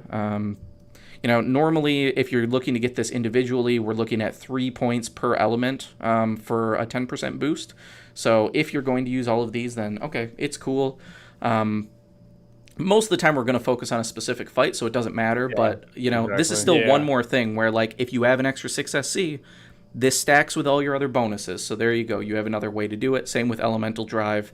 It's just a generic bonus. Notice how Elemental Drive's like 8 SC. Yeah, versus... it should be 6. It should be the same. No, but okay. So this is how I look at it. Like, this is, if you compare it to similar skills, this is going to be basically the same as a weapon boost. So we look at basic axe boost, basic sword boost. That's 10% for 4 SC. So this is 8. Yep. So this is doubling it. This is doubling this one. Like, value wise, it's the same. Haven't we all agreed that even the older ones are too high of a cost, like in this day and age for Las Claudia? I don't think weapon boosts are. Boosts? Weapon boosts? Like, no, or like are we talking about just like sword boosts or like sword height? What do you... That's what I'm comparing this to. If you're talking about like elemental raises, I would say possibly, yeah. But I'm not comparing this to an elemental raise. If we're doing that, this is hyper efficient. Yeah. Like, I don't know. I feel like 8's a little too high. I don't know. That's just me. Well, that's fine. It's an extra thing to add on. I probably wouldn't really run it too often. Yeah, I probably wouldn't use it either. But there's also not many units that are like trying to dip into this many types of physical damage. Yeah, you got 4 elements right there. So. Yeah, it's definitely I mean, not. it's cool, I guess. If you got spare SC, yeah, okay, sure. Yeah, but I wouldn't make it your priority. Yeah, not at all. I think it's something that you'd throw on if you want to have like a super generic build that's just like, oh, this kind of works and everything and uses all this different stuff, but meh. Yeah. Or if you're missing a bunch of arcs, you know what I mean, and that's all you have. Yeah. Yeah. Throw it on there. Ether Reward's pretty great for just like survivability, like lots of MP, a bit of HP cap increase, flat -10 to a bunch of elemental damage, and then a +10 to each of these resistances. Like, as far as like being able to make one unit survive against like boss damage or even in like PvP, like, this is really good for survivability. Like, this is, I would say, for survivability strictly, this is getting closer to like some of the URs that we have, like for the overall value that you get here.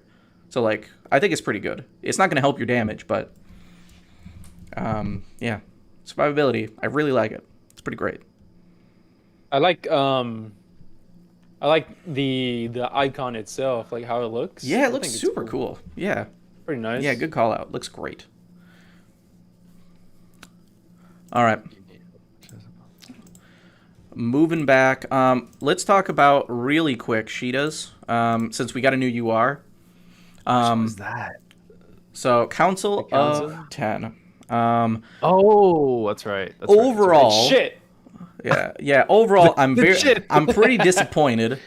I feel I feel like they could have done like several small tweaks to things to just make this a really, really solid arc, and they just missed the mark every opportunity that they got. Like, first of all, this weird like first line of like plus and minus 10% for like throwing a bunch of mimicry on your units and stuff. This just feels hyper janky for like a UR to me. Mm-hmm. And like to get like 10, a free UR. And like to get 10 just seems kind of weak. Like if it was at least 15, if it started creeping up towards like 20, it might actually start feeling a little broken. But like 15 probably would be about right for this to be like a UR skill. This feels like a janky SR skill to me. It just does. I agree. And then upon using the arc skill, max stock +1, if this line just did what Stardust Live does and just gives you a permanent max stock +1, this has so much more value on its face. Yeah, for sure. Like, for sure. Again, simple things. Damage cap generic +2000. That's great. I love that. That's great. Yeah, that's fantastic. I love it. Goes towards all your damage types, including like your arc skills and stuff. Now onto the arc skill. This is another thing that I'm very disappointed with. So, of course, when we get it previewed, it's at level 10. So it's SCT refills to maximum, and then all of your allies recover 1 SCT of skill stocks. They got me with that. I'm assuming that's stock, right? Yeah, 1 SCT stock for all skills. Yeah. So the problem with this is I figured that kind of like, I figured this would be Gwar for skills. Like, okay, we're basically going to have Honey Elixir where you can activate it once, you get all of your skills topped up one time in your run, you get extra stocks as well because of the initial trait, and then depending on the arc level, you would get a certain amount of percentage for all of your allies as well. And I was like, okay, cool. Up to a maximum of like 1 stock for everybody. Cool. Nice little bonus. That's what War does at base. Fills up the unit using it, and then gives a small percentage to other units. And at level 10, it gives them 100%, which is pretty great. What this actually does is at level 10, it gives this to you, and then gives you this effect. At level 1, it gives you about 40% of your max stocks, which, like... First of all, got purple orb. kind of like, what's the point of getting +1 to all your stocks? First of all, like if you're only getting 40% back anyway, like you almost need this at level 10 to really feel like powerful at all. And like you're only using it for the arc skill at that point because you just weren't lucky enough to have Honey Elixir or WAP on your account. And like even then, like I'd almost just rather use Glass Record on 1 or 2 supports than try to make this thing work. So like I'm pretty disappointed. Like you know what this is? A free arc? Yes. This feels like I don't know how to put it. Yeah, it feels like a free arc. You're not wrong. Like this, like if we got this after Guardians and like this was the next thing from completing a story thing, this feels like a story arc. You're 100% on point. Yeah, perfect. Or make it like a really hard fight where like only top like 300 players could really go at it or something. I don't know, man. So Edgar in chat did point out the animation is cool, and he's right. Like the animation is really fucking nice. Oh, like when you the animation is cool. It's really crisp. Sure. It looks super so good. Okay. So I have a bone to pick with the animation. So like, so we got Eldravana, and that was like, holy shit, that was like our first rad ass animation, right? And then they come out and they're like, oh, here's Solaris.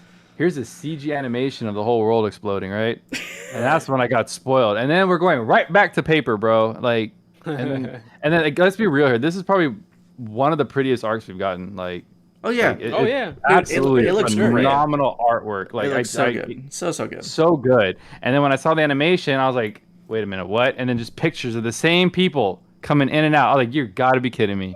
You couldn't have like do something like, I don't know. I don't know. I liked it, but it wasn't like like game breaking for me. You know what I mean? Like fair enough. Sorry, but Solaris is just a beautiful like animation. It's fun to watch. Who else? It looks the Log arc. I can't remember. That one's pretty good too, right? I think that one's okay. No, that one's okay. Isn't it also CG? Yeah, maybe. I don't know. No. I personally prefer when like it doesn't go into like the 3D CGI stuff, just because it takes me out of like the aesthetic of the game. Like every time if I'm in multiplayer and somebody pops like a Dante or Nero ult and lets it play out, or V, I'm just like, this is not my game. Like, why? Stop it. So this is not what I want to look at right now. I'm a huge Final Fantasy player, so like back in the day, whenever we would summon gods to help out, or GFs, like in Final Fantasy are called GFs. Yeah, totally. There were movies, and that's what I'm used to, right? So like whenever I first saw Solaris, I was like, yes, we're taking like a Final Fantasy like 8 aspect, and we're throwing CG into these battles and stuff like that. So like, so I mean, it's personal preference. I mean, obviously, for sure. It's a great, and they still look super cool. Like it's still fun to see. But like, I mean, at the end of the day, after I see it once and I'm like, ooh, that's cool, I skip it every time. So like, I'm not gonna watch it again. Like, it just wastes time. But you know. Yeah, Dante's and Nero's is pretty rough to watch though, because I mean, it doesn't. Again, it doesn't make sense at the same time. Like I don't know, it's a single guy in an open area swinging a sword. The background doesn't make sense, and then the slashes come in. It is really awkward. But yeah, I definitely agree with that. So in regards to the skills on it, I mean, the only thing even moderately okay is like, I guess having fighting spirit, like more options for some of these skills on arcs is neat. Post for honor, attack up max, defense up max. Like this is all basic bitch shit that we can get from like SR and R arcs. Like a slap in the face. Who really cares? Was. What the fuck is this? Like formation Arena attack. Holy shit. Dude, what is this? Like 10 SC for units damage plus 5% and takes 5% less? Like, what? Actually trash. When you meet a condition, no less. Like, if this was unconditional and costed like 8, Oh, it's still man. too expensive in my opinion. Like maybe 6 Man, and you unconditional. better make this shit For 4. random ass light critical Like- rays. Like, seriously? Yeah, and like critical rays. So like, I mean PvP, cool for units that are light and running a crit build, fair. But like, yeah, these critical raises in general is just like it's pretty bad for PvE. Like you don't want it. It's inefficient Bro. completely. I mean, this is basically 9 SC of value, right? Like. Critical rate plus here, like this is what 3 SC for crit up, and then this is advanced aim vitals, which is 6. So this equals 9, but it's 12. Like obviously the reason is like if you have too much stuff, like it becomes too easy to just stack up damage multipliers. So like they don't want it to be too easy. You have to really commit to like this is what I'm going to do. But like Light crit. yeah, like crit is kind of just a thing if you want to like do Prod Force procs, in which case that's hyper too expensive. If that's the only reason. Or in PvP, we're like, fair. You know, critical raise in PvP could be a thing. Well, why would you want to learn attack up at 600 AP and defense up at 600 AP when you can go have a UR arc and in 40, 50 AP bonus? Like, you know? Oh, man. Yeah. I was like, why would you do that? You guys could have done something so much more cooler with that arc, especially as a dark unit. Further reinforcing, it feels like a free story arc that people had to go into a gacha for. Pretty rough. Tweak says definition of luxury skills. 100%. Listen. My overall thoughts on this arc is the only thing that I like about it is the damage cap plus 2,000. Yeah, because you can use it anybody. Yes. Yeah. Yeah, exactly. That's all I like about it. Yep. Yeah. But like I said, small tweaks to multiple places, and it could have been a much better arc. If it was damage cap plus 2,000 and permanent all skill stocks plus 1, that's suddenly a far better arc. Yeah. By itself. Now, what they should have done is that they should have done level 1, recover all skill stock for 1 player. Level 10, recover all skill stocks for all players, or something like that. Like that would have been amazing. That would have been amazing. Yeah. That would have been like, oh, saving every UR or possible for this. Like, I mean, that's exactly my mindset on that. Yeah, but yeah, they definitely held back pretty harsh. They dropped the ball on this one, my friend. Yeah, for sure. All right, so on to the newest OP unit that we have. Oh, hell yeah. It's Carol. time, boys. Carol It's is time. in the building. Walking Dead. Mine is not maxed shit. out mine's not maxed out like Jawlines is, but Blasphemy! yeah. Stop your camera, Zero. I'm sorry, I'm just I don't need him right now. I don't need him powered up yet. Bro, why's that 0? Yeah. Zero, what the fuck, man? Listen. You ignored Gobble when I told you to get on the train. Now you're ignoring Carol? I don't understand. Have you What's seen Carol? happening here? I mean, It's a chimera. Have you seen Carol? I mean, I've seen her. Do I care? I mean, technically it's a he. Stop assuming his gender. Thank you.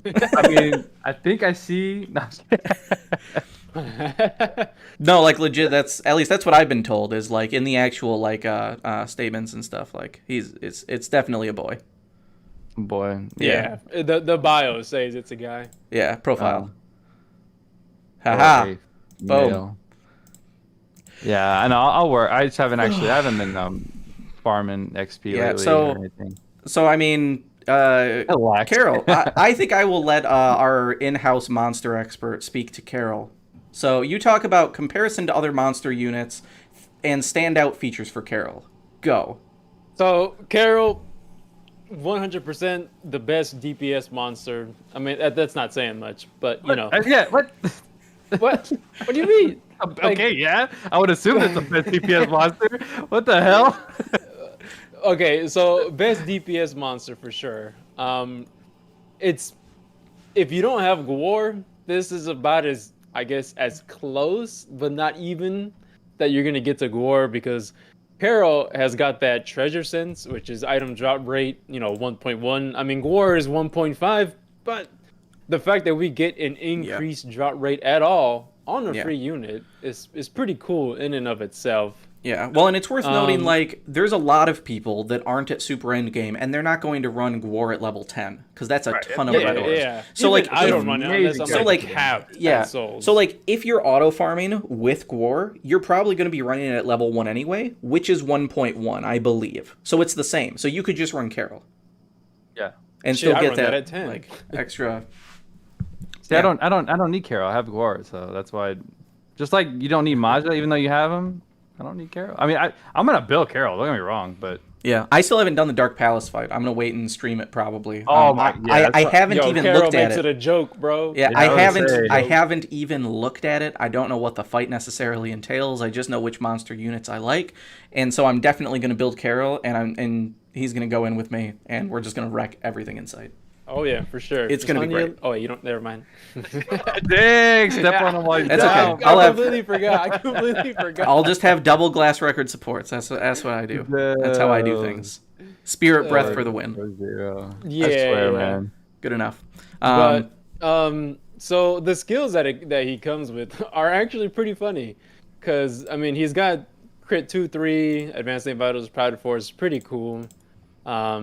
But what I like is that he's got fire high drive for whatever reason. They gave him fire drive, fire high drive. Yeah, it's good. Yeah, it's cool. He's got skill boost 1, you know, or skill Neat. 1 boost or whatever. Yep. Wasn't that on? That was on Roy's. Roy's. Roy's is Roy's the only arc, other right? source. Yeah. Yeah, and then he's got treasure combo with each enemy drop restore 30% HP That one's and super 5 cool. seconds of SCT. That one's Yeah, it's super cool, especially because like you can cool.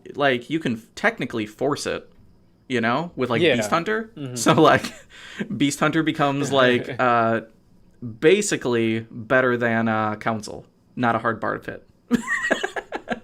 So I mean, definitely I will say his S1 and S3 are like his main source of DPS. Sure. His S2, don't fucking use them. Don't use it at all. Okay. It's not worth using it. I've heard that. So is it just like Or- low hit count, super low animation, just for like? Yeah, low Okay. hit count, super slow. It just ruins everything. You could spam S1 and S3 and get like millions more of damage than Okay. using S2. It's as useless as Rabala's S2.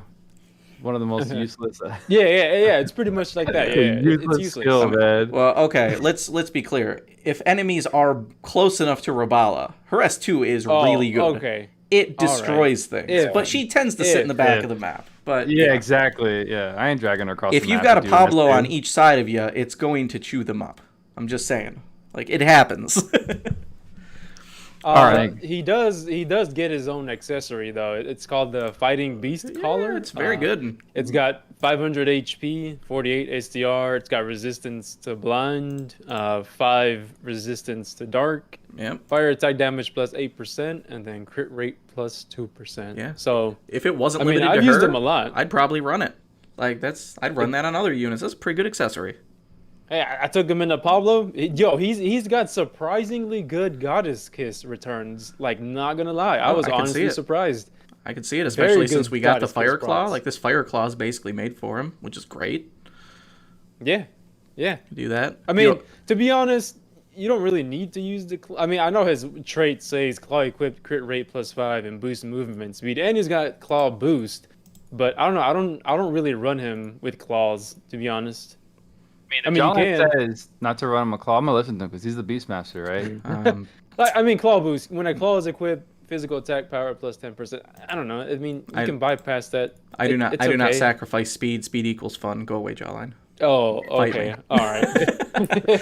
No, you're You right can though. zoom But around with also your like zero there's damage. there's also like not that many good fire stuff. So like if you're going against fire things, you know, having that on attribute, you're getting all your fire high drives going into your regulars and stuff. So I'd imagine it'd be okay. Right. But yeah. Otherwise, like His fiery yeah. beast trait, fire attack damage plus 30%. That's cool. Just straight up 30% more damage. Yeah. Or fire attack damage. yeah, it's good. And he looks like 13. Overall, 10 out of 10 unit. I like him. Damn. Also like good base resistances, right? Like I think that obviously weak to blind, so it makes it neutral from there. But otherwise, like curse resist, stun resist, and illness resist, like that's a good spread. I dig it. Nice. Pretty cool where's his monster unit. background? Where's his background art? Did monsters Monsters just don't have it. Yeah, monsters don't have Yeah, backgrounds. they just don't have That's it. hurtful, man. Give him some fire in the background, like. Yo, his little victory animation, so cute. He Tweet- just roars. Tweak says Max Speed Carol is absolutely hilarious. Oh, just because it's so big. It's just absolutely big, so seeing it sprint across the screen is just really funny. Bro, it's hilarious. I'm gonna have These to do it. booms. Nice. Oh, it reminds me of the fight with Zakes on towers, bro. You just see him disappear left and right. Oh, it's annoying. So Good stuff. No, but in all seriousness, I like the free unit. It's really cool. The fact that it has increased drop rate, nice. yeah, it's super solid. It's a nice little utility. Again, all it takes is one thing worth building. Yeah, and that's a unique thing nobody else does. It's super cool. And you don't even have to pour resources in like all the others. Literally, just increase treasure sense. Okay, cool. Yeah, that's all. Can you just gotta exist use in them your for. auto farm team. Dope. Yep. Love it. Mm-hmm. Sweet. All right. What else did we have to talk about? Is there anything you guys specifically wanted to The hit buffs. on? Sure. Wow. We want to get into some buffs. Yeah. How you gonna ignore the Yeah. buffs? Yeah. You're good. You're right. You're right. I It's can't. been out too long, John. So- This is crazy, man. All right. Yeah, So that's I true. can't pull them up. Well, okay. To be fair, have you guys even been in our prep doc to go look at what we're going to talk about? I don't know what you're talking about. I've seen zero Listen. contributions. I'm just saying. I read it. That's Get off my back. contribution. I know what you're talking about. No, John read it to me. Yeah. see? Oh man. But no, I have not. Listen, I just assumed we were winging it. All right. I mean, yeah, basically. We've been just building up to this podcast because it's been so long. So me Yeah. and John are like, we already know what we're Right. gonna talk about. There's no need for a sheet. Yeah, Alright. there's no need. So Get your shit out of here. since I'm on Steam, I can't actually go in and like pull up the actual buffs. I believe, just because that's how news works. But we can. They were kind of simple enough that I can sort of remember most of them. So units that got buffed. We have Shield of Lilibet, we have Zekis, we have Theria, and we have Digrog. So let's go ahead and talk about the girl that everybody always wants, Theria. She was already like one of the absolute best units in the game. Pretty much the only thing she was missing was auto recast, and they gave her auto recast. Yeah, bro, that was legit all she was missing. That's it. Like, that's pretty great. So and broken, bro. And for people that like are somewhat newer, it's actually really, really massive for them because there's a lot of times where like her best in slot arc is Maiden's Lovely Banquet. Like in most cases, it's like absolutely just amazing. So this buff means that you can still run that and not run Rad Moonstone and still hit her 70% cast speed. But it also means that for people that don't have that arc, which is a lot of people because they either weren't around for Valentine's Day or they didn't realize there was a free arc and they missed out because they just didn't pay attention, you can run Rad Moon only and you still hit 70% at base, which is great. And she just gets to do all the things. Man. What was that? Cheat code. She's a cheat code Theria. Cheat code Theria, yeah. She's cheat code, man. Yeah. And then among her other buffs, she got a little bit more of a cap increase on, her heals. So those went up a little bit more. The amount of a barrier that she gets is better. I haven't even gotten some of her stuff upgraded yet, just because I think these are a little bit less important than the auto recast. But like durability, she got a 25% buff on this barrier, which, when we take a lot of damage, it's not huge, but considering her barrier gives us flinch resistance, there's a lot of times you can just spam AoE heals on her, so like this just giving you an extra 25% buffer of flinch immunity. Pretty nice, not too bad, a little bit of extra stuff. Other than that, it was all pretty basic stuff that we'd expect. She didn't get really anything else that was crazy. You don't have to fill out her board either just to get like everything that you want. This is really nice too. Yeah. Unfortunately, you got to get her to 5-star for auto. Oh, of course. Yeah, for auto recast. Yeah. Yeah, but still. Other than that, nice. it's amazing, dude. Yeah, it's pretty fantastic. Love it. You know what? I'm just gonna leave her up. How about we talk about the units that I don't have? So Shift Lilibet. First of all. So Lilibet, I don't have her, but basically she got cap increases, which my understanding of Lilibet is she's at 10k now. Hell she's, yeah, bro. like she's still she like was still a really good unit. She just kind of needed cap raise to compete with other DPS, and she got a pretty good amount of cap raise. Wasn't it like an extra 4k or 6k or something like that? Yeah. 4k. An extra 4k on top of whatever she had before. 8. Yeah, so bro, that's pretty she's great. Amazing. Yeah, she's fun now. phenomenal. And then she got some She extra... was honestly just missing some damage cap, and now Yeah. that she's got 10k, she's great. Yeah, so that's great. I would love to get her on my account. Super cool unit. If anybody has anything else to say, you can. I just have nothing personal to say. So. I love her You Slayer want to say stuff. something, DK? No, it's a little bit, man. She's got her Slayer stuff. She got any damage cap. She's got boot. She's already such an amazing character. Like, definitely one of my top heroes. Oh And yeah, then- for sure. And then, let's be real here, man. This character update is probably one of the biggest ones yet. I mean, this was huge. I don't think I've seen anybody knock this out as fast as you, Jawline. I mean, no joke. Within like 30 minutes of these guys dropping, Jawline had filled his Discord with everybody at 5-star. Bro, I had these motherfuckers max. I had like, Theria, Zekas, S-Bet, Rose. Like, I mean, Degrog was my absolute favorite out of the set right now. And then it'll be a little bit, and then Theria, and then Zekas. But like, yeah, this update for these characters were just wow. I 5-starred all of them. I had to. Same. Nice. Yeah. It was just, I did not do all of them. I probably will at some point. DeGrogue, I probably just should, because I'm sure that I have the means because of this event.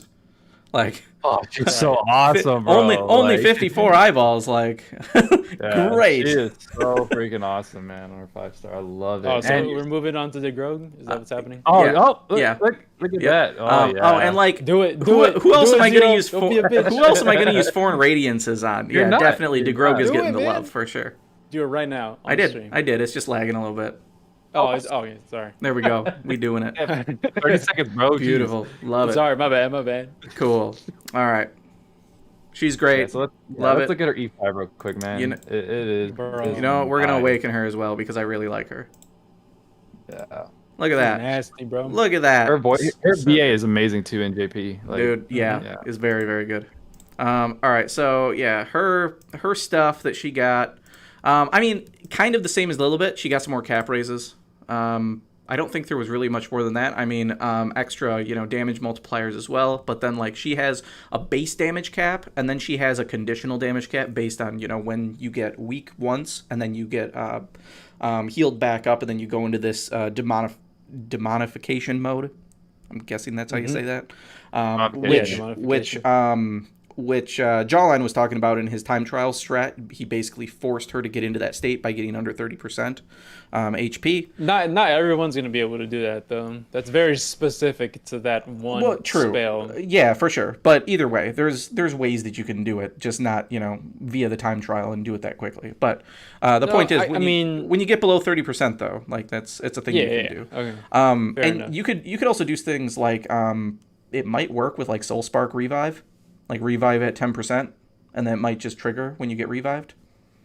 I'm sure. I mean, I haven't tried it. Probably. I mean, I did the Emil one where you apply curse to yourself and then you kill yourself or whatever with your arc. So that's doable. Yeah. It's not as, I guess, consistent because she's nil to curse, and then the curse ring only brings it down to res. But I guess it happens fairly often. Yeah. Well, that's fine, but you said like when you revive at 10%, it does give you the heal and go into that mode, right? Yeah. Okay. Yeah, for it sure, seems yeah. like from some of the testing that I've done, like there's some things that when you come back, it doesn't trigger right away because there's some things that have a trigger of just like entering 30% does a trigger. There's other things that are like if an enemy damages you and then you hit 30% because of enemy damage, then something triggers. Oh yeah. No, this is just like as long as you're in 30%, it'll activate. Yeah, so there's different ways you can cheese that, which is really cool. And in general, very, very fun. So mostly just damage cap. I don't think there was anything else really of note. Yeah, that she got like more damage on her S2 or her trait 2 towards enemies, and I think also on her demonification.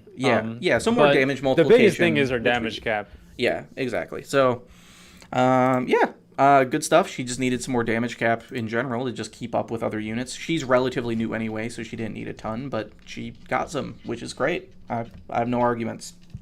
And then her tier 4 unlocks for her skills are really nice because now you can effectively hit damage caps pretty well. I mean, I don't think I had any issues hitting damage caps.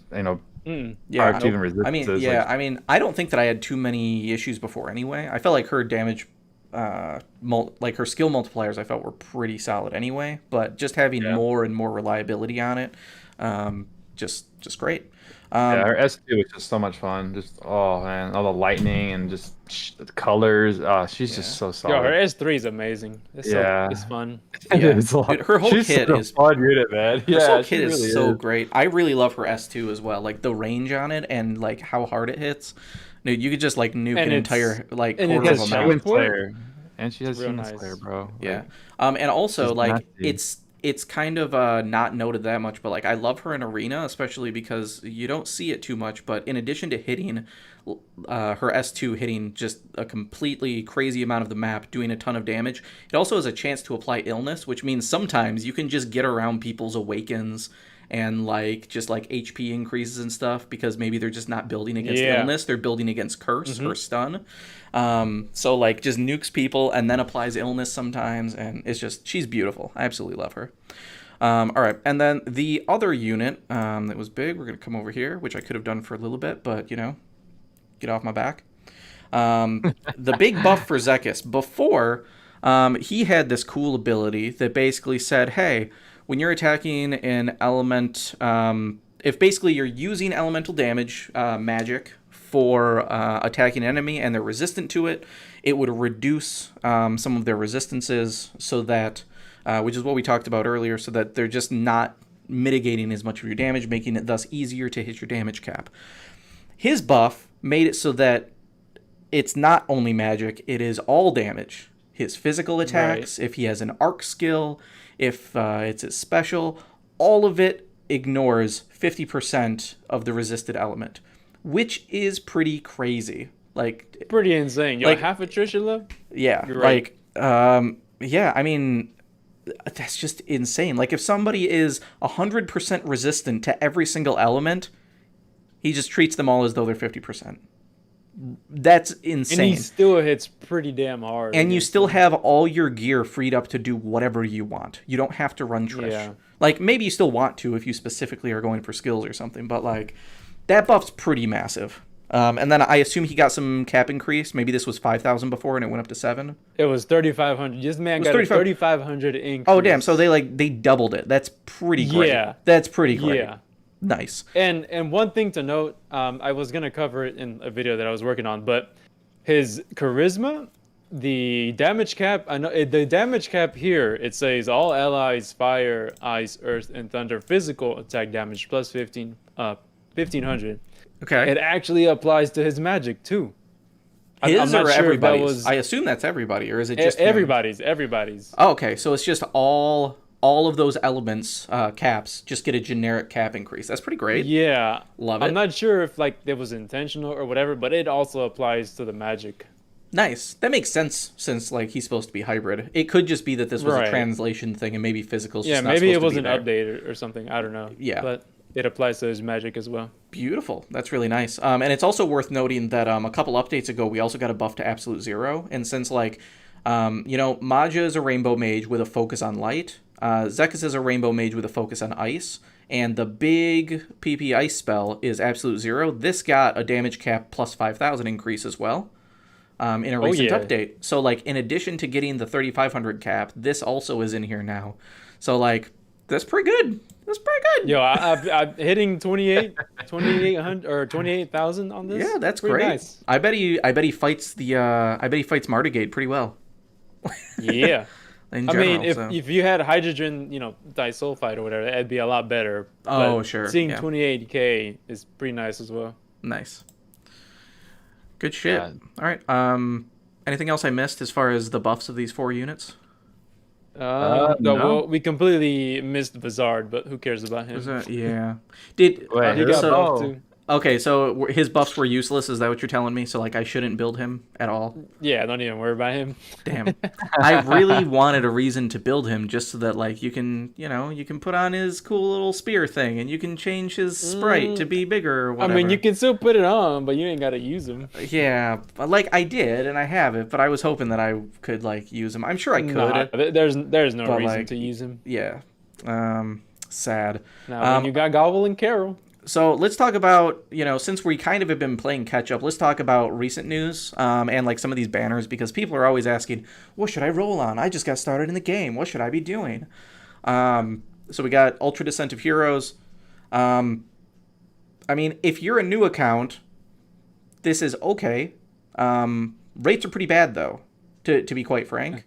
Like if we, I can't even show you guys. Okay, so Not as bad as Super DOH. Let's be real here. But Super DOH, yeah, I mean, Super DOH is bad.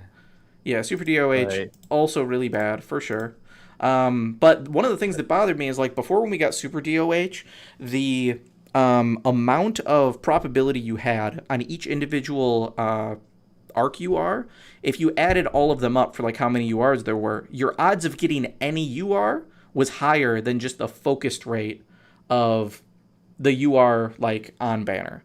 That's not the case now. Like they've dropped the rates further, so it ends up being a higher chance to get like Council of the 10 on Shida's banner than to get any of the like 8 or 9 URs that there are in the general pool, because that's how. For real? Yeah. I mean, at least when I did the math before, maybe I'm wrong. I'm not always the best at the maths, but I'm pretty sure. So like if I look at this right now, it's 0.09, and there are 8 of them. Bro, So- what the fuck? I've been wasting my gems on this shit. So it is No, I less. have to, bro. So Trust it's me. 0.8%. It's 0.8% to get an on banner UR. This is less than 0.8% cumulatively to get any of these. Yeah, it's bad, but I wanted that damn Luxeus. And that's when I actually thought to myself, like, wait a minute, what am I doing, bro? They're probably gonna come out with it, Same. just like Kagasuchi came out with their Yeah. little rate up. Yeah. That is the best time to go for UR, is to go for like the rate up banners that Yes. the URs are singly on versus the Super DOH. Like you get now as a Yeah. reroll, absolutely. This is a No, okay. phenomenal banner to do. It can be. It's still really low odds for UR. So like if you're just wanting to start with some URs, then it works. Yeah, But if we're exactly. looking Yeah. at like the rates for say like the we have to remember that new accounts get the 72-hour DOH banner, which has these units and not DeGrogue, but it has these 3, Zekis, Lilibet, Theria, and then it also has Alice. And those rate ups are much higher than this banner. So like if you're just yeah, trying to 100%. so like if you're just trying to get Theria, you still want to do 72-hour. Like not this. Probably. Yeah. You could if you just have the willpower to just keep re-rolling and like going into campaign, getting some gems, roll on this, see if you get lucky and get Theria and some URs.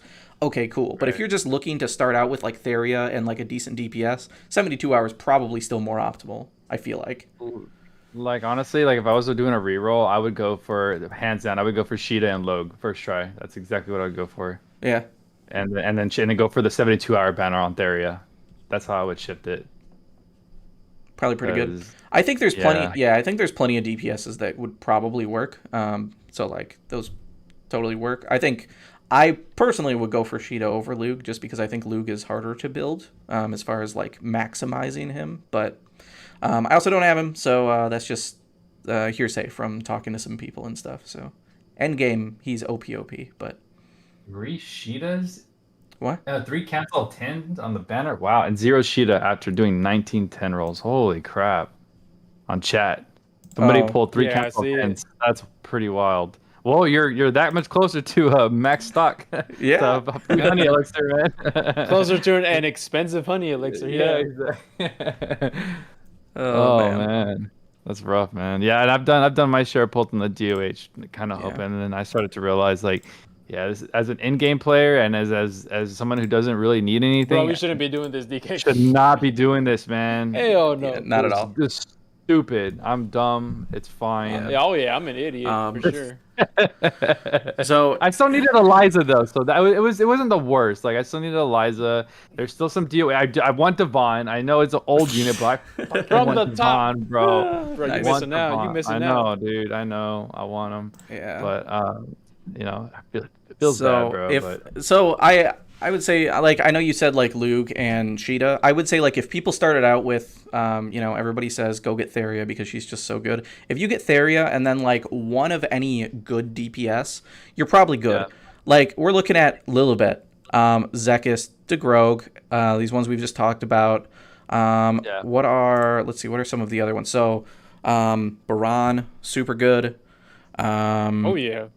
I'm always gonna say I Balin. still stand by it. Baron's Balin's the best totally starter unit. yeah. Balin's a great starter unit still too. Yeah, like there's a lot of good DOH units you could go for. Even OG Alice is like pretty good for most content. Oh hell yeah, yes. Like she'll nuke everything. yeah, Like that. and especially No, if you she's eventually so get amazing. into Tink too, like Tink yeah. Tink makes some of those lower cap units get really crazy, especially when they have high hit count. So yeah, like there's a lot of good things. You don't have to hunt for like a very specific thing because that's a losing battle and you're just gonna get lost in gotcha hell and just feel bad. You don't want to burn out on the game before you get to experience it, you know? So Yeah. find something that's cool, make it happen. That's the beauty of reroll. You can get whatever you mean. You can chase whatever you want at that point. I If you mean- want something specifically, you can. Honestly. Yeah, but it's just so hard because like first you have your infinite reroll where you want either like Catalina or Sandworm. Like if you're not picky, Sandworm, you just yeah. pick one, you know? Yeah. But then like you have to at least progress in order to get some gems to reroll on like the Ultra DOH. You get 9,000 at start. Oh, you get 9,000? So, Okay, so you do your infinite and then you do 3 rolls and then reset? Yep. Okay. It's I not guess bad. that's not that bad. That's not that bad, I No, guess. It's not like it's not the second anniversary. Second anniversary, you got like 13,000. Sure. Yeah. So this one's not. It's one less pull, but definitely, yeah, no. And then you play like I think you're still left with like I think 2,600. So it's actually no wait, with all the extra stuff you get from like leveling up and whatnot. I think you're really close to another pull after that. So I mean, technically you can get up to 4 rolls every 20 minutes. With the and I've seen it. One of the guys in our Discord, he actually pulled like 3 or 4 URs, dude, out of that banner. I mean, Yeah, that's crazy. insane luck, but So it's possible. couple quick things in chat. So Tweaks also said Maja best starter unit. I don't know about best, but like he would definitely carry an account through like vast majority of content. So like not wrong. So back to how boring he is. To me, Maja is the unit embodiment of if somebody comes over to a new gacha game and says, I want to spend as much money as possible in order to full auto through the entire game and not learn how mechanics work and just get through content to say that I beat the game, they would just wail for Maja. Like you just spend all your money, get him up to max level, and then you just hit auto and just don't learn how to play the game. The Catalina wine mixer. Like It's me. a fucking Yeah. Catalina wine mixer. And then in addition Zero, to that, why the hell do you say Catalina? Yeah, so Catalina. that's What the fuck? that's another thing. Yeah. Tweaks also called out. I say Catalina. I did not. There's no way it says Catalina. There isn't. I guess. I guess that I've always looked at it so quickly that I just thought that's what it was, and I just never went back and actually looked at it. It's definitely Are you hearing Caldina. this, DK? Are you hearing this, DK? So like okay, so check it out. So we've already established that Caldina is Caldina, right? But like so let's be real. When Maja first came out, I called him Maja, right? And the reason why I'm gonna Maja defend Blast. myself with this. Baja Blast, Baja Oh, Blast, no. bro. Baja Blast. I'm a Taco Bell guru, bro. I'm telling you, that's my drink. So whenever I saw Maja. Nice. So like you know That's what I mean, great. and that's why I said in the video, I was like, yo, if I'm wrong, go ahead and throw in the comments below, abbreviate that shit so I don't say it wrong. But in my eyes, I saw Maha because it's a Baja. And Maha Blast. MB3 also pointed out, for him personally, he said Trishula has been losing a little bit more. So like if it's between that and Sandworm wins out. I used to be on the Caldina train more, just because What, like really? before, yes, Used to. What these I've days? always been dual wheel. What the fuck? So there was a bit of a time, like especially like earlier this year, where like we had a lot of units that just had like dual wield built in. We had so many dual wield units already and neutral DPS units already that like Trishula just helped more things in general, and it also comes with like God Heal, a skill charge. Equipping the arc is like pretty good for just giving you basically that free awaken ability, so like just helping you through campaign for an early game. Like it's just all around a really well-rounded arc. But these days we're getting so many tools that can help us to reduce resistances and just get around resistances altogether, and we're getting more and more single wield units. So like I absolutely am in agreement with that. Like Sandworm is better in today's game, and I think it's going to continue to just be better and better than Caldina to start with. because we're going to watch continue my getting reroll more guide? tools. What's that? Did you watch the reroll guide I made? Because I actually said that too. I was like, Did you? I haven't seen it yet. It's on my list. It's on my list of things to catch up on. Oh, okay, yeah, no, because I just wanted. It was like super late, but I mean, I wanted to make it anyways, just for like last minute for people who are like kind of like they're not satisfied with the 2.5 anniversary, characters. I was like, you know what? Let me make a little quick guide real quick. Yeah. And I also stayed in there like, Caldina is really good, but if you pull dual wield, stick with dual wield. If you pull Caldina, stick with Caldina. Like. But overall, I do also feel like Caldina, I'm leaning more towards the dual wield side, and with all the new utilities we have, we're kind of losing the Caldina a little bit.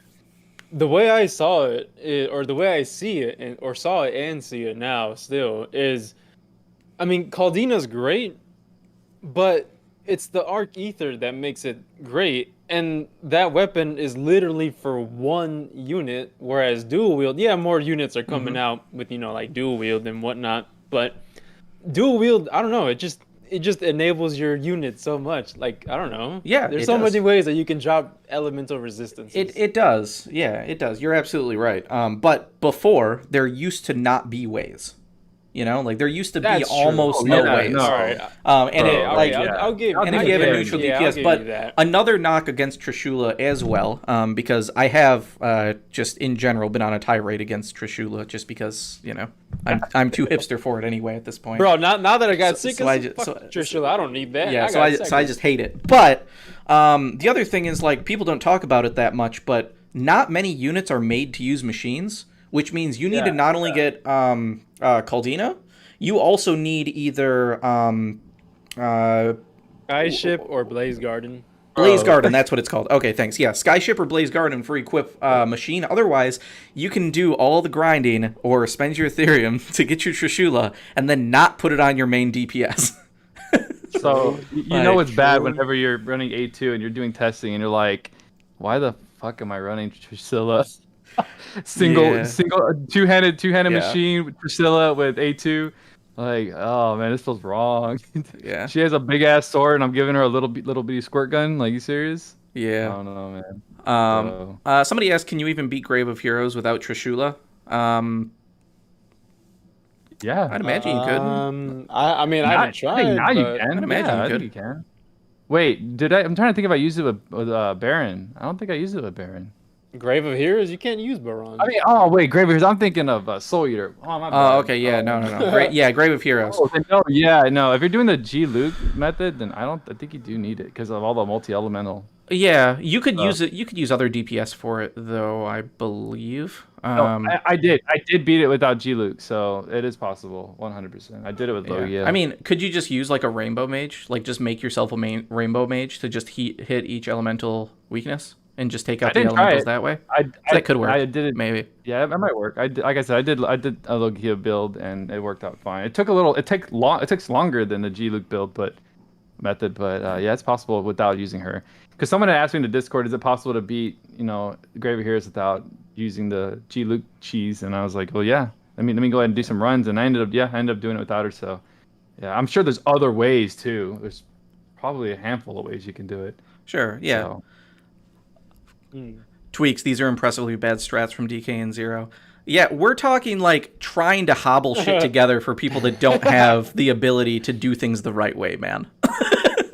We know it's not right, Sometimes you have to think about ways to help out people that don't have all the things, But anyway, let's see here. Also, I haven't spent a ton of time on Grave of Heroes, to be quite frank. So, like, same. I did it that one time, and I was like, whatever, I'm good. That's all I need. Yeah, I could definitely have a lot more experience on there to just like come up with some weird stuff you can do to make things better. Like, I'd imagine you could probably do some Moonlit Murder / insta-kill stuff on them, maybe. Maybe.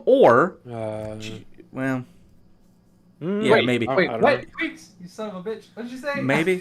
Presley badge. Wait, what strat? What strat? I didn't give you these strats. Ooh, Tweaks is calling y'all out. I'm saying, we've done the battle like once. Boy. I've completed it once. Yes, yeah, totally. That's exactly what has happened. Got me. I didn't put any strat out. I'm just talking in general. Yeah. All right. My shit. Shit. Oh, and then also, somebody was saying how calling out that I used to talk so much shit about Sandworm. Now it's like the best. What, really? No way. What? How I just hate it because it's only good for dual wield. Like the dual wield is so good, and everything else on it is so confused. Like, oh, you hated it because I hated it because it's alright. it's just a hideously designed arc that has one thing really, really good. But like now, yeah, it technically has two things. If you have an Earth Mage, Ravila, or Maja, really, really good. But also, even for that, it's still such a hideous fucking arc. Like, its other passives are for physical DPS. Its stats are for physical DPS, but its passive is only good on an Earth Mage. Like, what is this arc? But yeah. And its AAR is pretty good. It's just a stat stick. We have better stat sticks these days, but it's still a good stat stick. So Yeah, back then it was good. Now it's Yeah, like, it was alright, really that's good. cool. yeah, it's solid.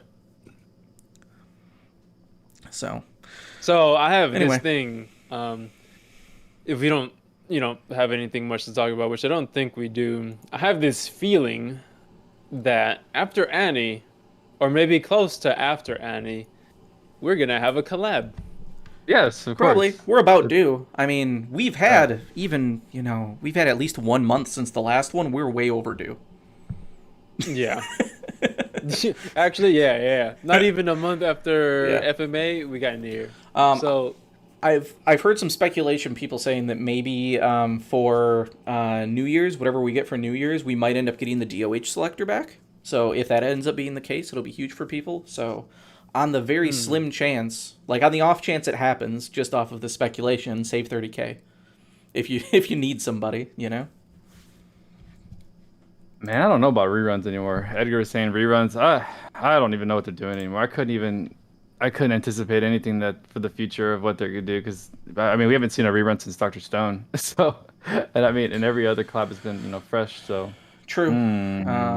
Yeah, I Dante, mean, Devil May Cry collab. Hopefully, that's what I'm hoping for. that would be the honestly. biggest hope, probably. But I know like slime has been pretty big. I wouldn't be surprised at all with a slime rerun, and like maybe they make those things be relevant at all, because like new stuff in the anime, and it just got its mobile release for the slime game. I wouldn't be surprised at all if it collabed and did a rerun.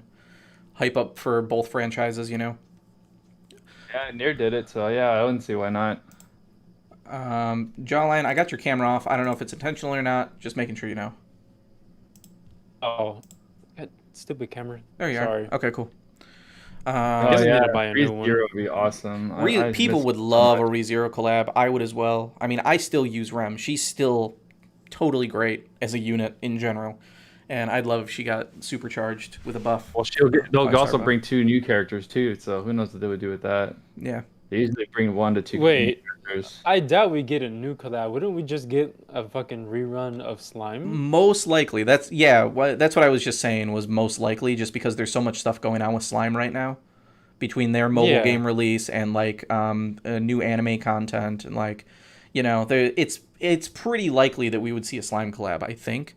I would love to get a ReZero one, but If they did a Star Ocean, like Edgar said, I would go broke that day for everything. Yeah, I'd take out a loan to get everything. Nice. It'd be really bad. All right. Well, is there anything else you guys wanted to talk on while we here? No. I'm you- gonna work on my strats after this. Apparently, something like dog shit. Well, Give me just the- be better. I mean, And then, there's the Golly. new Could new dunk down. Halloween arc, but Oh yeah. Oh yeah, that's right. Yeah, we got some new tools. we have a new Halloween arc. Yeah. And sure to be do. fair, or to be honest, I actually used Creature Geyser. Did I have to? No, but I used it for Sekis. It was cool, I guess. Nice, cool. Yeah, I like this in general. I'm assuming we're going to start seeing this on SSRs moving forward, like just more and more geysers available. The Just- geysers, yeah, that'd be pretty cool. Yeah, so I wouldn't be surprised at all if we start seeing like God Geyser and Soldier Geyser and like all that sort of stuff. Like have one like on every, like maybe every other arc moving forward. We just start slowly getting those, just like we have Slayers in the game. Artwork, The I think traits artwork is super fun. sorry. I love this art. Yeah, it's Yo, Leona's there. You see that guy? It looks great. This whole thing just looks fantastic. Yo, Leona's nice. You're not wrong. You're not wrong. What sword is he throwing up there? That looks pretty rad too. Isn't that just his default is it? sword? Yeah, I think that's his base think. from his original version. I think. Oh, that looks cool, Yeah. man. Yeah, very cool. Everything looks cool with Arc. Um, Next unit. Okay, so we've got kind of a hybrid skill here. Magic damage rises based on how much Trash. HP is left. Skill raises on how little is left. I mean, depending on what you're doing, like if you have a hybrid build, I guess it could work. But like, I don't like relying on this type of conditional stuff to hit damage cap. But, Yeah. You know, if you're doing something like Black Hole to group things into some physical damage, like this helps on both sides of that, I guess. You know, the initial from magic for grouping and then doing damage, and then as they get weak, you're doing more damage with your physical stuff. But not a huge fan. Each time an enemy is defeated, strength and int plus. See, that gets me a little bit intrigued because it says each time an enemy is defeated, STR int plus 5%, period. Yeah, it doesn't And then say it's then it goes on to the limited. next one, right? Yeah. And So it also I'm not sure if that's like all the time. and also it doesn't say when this unit defeats an enemy. Right. So I want to test this. I have not though. So if anybody in chat has any info on technically how this functions, since it's oddly written, if this just keeps stacking infinitely, so it's like, you know, Eliza's arc mixed with, you know, sort of corpses, except, you know, stacks infinitely.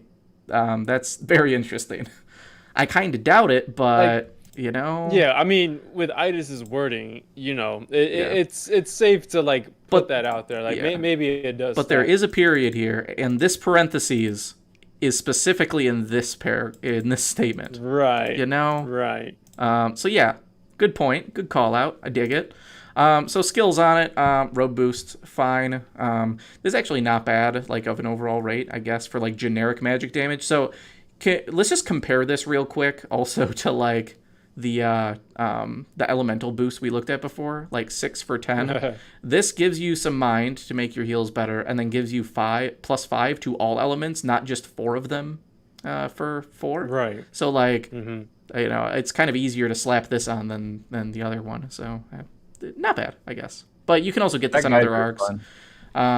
Creature Geyser, cool. Yeah, I like the Geyser part. And it's free. Yeah. Everything else, like we've seen it before. Halloween Party, just bad, I think. Like, I've always hated these. Like, you give yourself buffs when you activate a special. I don't care. And, like, for this Vitality and Haste, like, this is the same as the old one, which was Happy Halloween. Happy Halloween. Which was the same thing, but as a fast buff. Yeah, and that was just as a fast buff for the same cost. Right. So this just lets you reapply it. And these buffs are just not that crazy.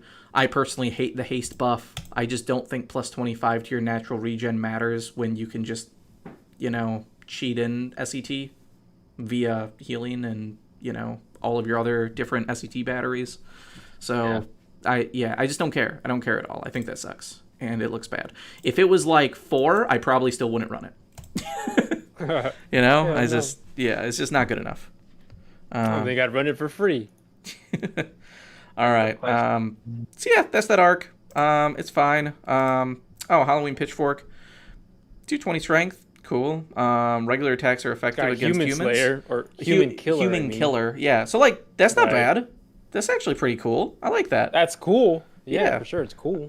So, yeah. And then the fact that it's a spear, you could potentially put this on like a bruiser, maybe help them to make Goddess Kiss like sustain Celestial Mass more, you know? And you could have your spear high boosts and stuff. So if you wanted to make kind of a sub DPS bruiser to like draw aggro while you get backstabs with another DPS, like there's some potential for use there.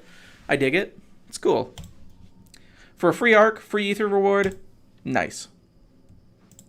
Eric asked if will they ever have paid gear enhancements, and I'm gonna probably say if they do, it won't be till next year, and it'll probably be a discussion they'll have in their paid gear enhancements. Are you talking like? Yeah. Do you think he means like alchemy? No, like well, yeah, paid gear and alchemy. Basically. Okay. Alchemy, Yeah, because I assume it wouldn't just be like buffs. Like they're not just buffing gear. It would be cool, No, but it's a question that we've all asked in a lot of the Q&As, but they've kind of hinted like, oh, we'll look into that. It hasn't been set in stone, but maybe I'm hoping with all the God Forge that's actually hit, the shop and stuff, and now we have the Crimson Shot weapons from the paid gear. And now I'm kind of feeling like they want us to have the paid gear, therefore, so that we can level up in Alchemy Lab. It kind of like seems like could it's be on some that path. potential. Yeah, so if they're gonna Yeah. slowly trickle stuff in to like free to play, Yeah. getting some of the paid stuff as well via Crimson Ore could totally be Right. viable for sure. I mean, this is cool and all, but it's kind of like a kick in the balls for people who spent for this, right? True. Like, Sure, yeah. hey, you spent money for this, but hey, now you can get it for free. Well, now you kind of know don't spend money on it. Now that Yeah. That's one way to look at it. Yeah. Well, I But, mean, yeah, you it's not much different than a whole lot of other stuff though. Like in the sense of like you paid to get it like a year plus ahead of everybody else. Exactly. You're paying for And that's like convenience, pretty if common anything even else. in non-gachas. Like, Exactly. like it's In no life. different than being like, oh, I paid $20 for this Fallout DLC, but now I can get 5 DLCs in the special edition pack for $80 with the base game. Well, yeah, but all those people paid the extra money and they got to play it a year or two ago. Like that's Just like what you're early paying access. for. And the same thing goes for early know? access. Just to play, a game 4 days early, Yeah, same they, thing. they charge you $15-20. And it's like, fuck. Totally. But more than getting stuff like paid into Godforge, what I really want them to do is get some of this like random stuff into Godforge. Like I don't know where the stuff is, What? but like say proofs. The proofs from the mega bosses. I don't know where they're at in here. Oh, the important. Yeah, like the fireproof that we got from beating one of the bosses, and the earth proof, and I don't even know where the hell this stuff is at. Oh wait, they're accessories, aren't they? They're shitty accessories. They're important. What? They're important? They're stuff you can equip though that we got. Oh, wait, what? Proofs? What are you talking Yeah, about? maybe I'm not thinking of the right thing. Maybe it's not called a proof. Hold on. Like Oh, this. Catalina. Yeah. Claude. are you talking Claude. about the Look, discs? like Claude Fortress proof. We got this from beating like a boss in the game, and it's just a really, really shitty accessory. Like we beat it. This was our reward. You know, What is that? like I want this to become a material in Godforge to make something awesome. I Like see what you're saying. you know, Okay. like they apparently still can't give us any accessory alchemy. But like, how about let me eat some useless accessories to make my weapons baller at least? That sounds great. Let's do that. I'm sorry, but when they asked us to eat Kagasuchi from the UR, I was like, wait, what? We're eating a UR eat the reward? Dang. Yeah, because we got all was these like, okay. proofs, and like all they really do is give some elemental resistance. Yeah, that would actually be really smart just to kind of like, push more on Yeah, the when alchemy. are we gonna get accessory alchemy? Come on, I just. Yeah, Godforge, the Sword of Corpses AR. Yeah, I would love that sword to be like any amount of good. That'd be super cool.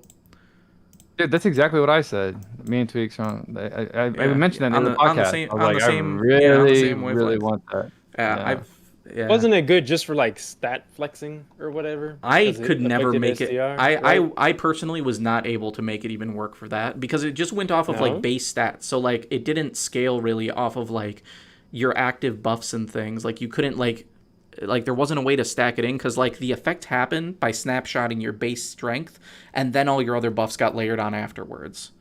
You know, so like it wasn't like super multiplicative with like a bunch of your other stuff. Like if you have pride and you start the match with full HP, this calculates before pride and then gives you stats, and then pride happens after that, instead of like giving you base stats and then then like calculating your stuff. Or not, I'm sorry, not pride, but like say dusk. Like dusk is when you're at full MP.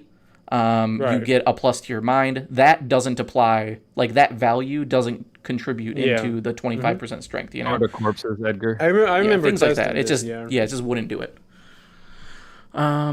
Let's see here. What do we got?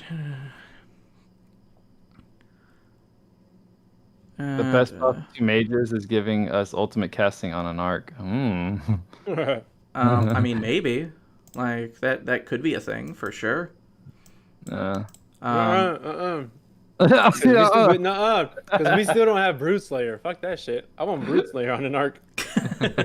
What do you think that you'd point that at, like, and still be like somewhat fair? Like my gut says like 20 is still really good value. Oh, for the SD cost? Yeah, if you had like Human Slayer and Brute Slayer available, like my gut says it would have to be like 20. If I'd say it was 15. less than 20, it would be Omega Broken. At 20, it's really good value. So Damn. Human Slayer is 48 or not 40? Is it 40? No, 30, 32, right? Brute Slayer is how much? How much? Brute Slayer is I don't know. 48. I'd have to look at it. I don't know. So I could see them being different for sure. I'm pretty sure Brute Slayer is 48. Tweak says 'cause that 26. bitch has a lot. Tweak says 26. I mean, I'd probably play 26 for Brute Slayer. I probably would, to be frank. Man. Yeah, okay, 18. 18's pretty good. I think 18. Unstable says 18. Okay, so I would Brute, agree with Brute that. Slayer 18's is too beast, good. I think plant, 18's too good. insect, It is too birds, good. I mean, I'd run fish, and creatures. Brute Slayer is 48 SC, bro. Yeah. So they definitely have to have a discrepancy, like a difference between That them. bitch has got to be like 25 or something. I don't know, 30. Oh, Yeah, that's Tweak said. hard, Yeah, bro. Tweak said 26 on Brute, I believe.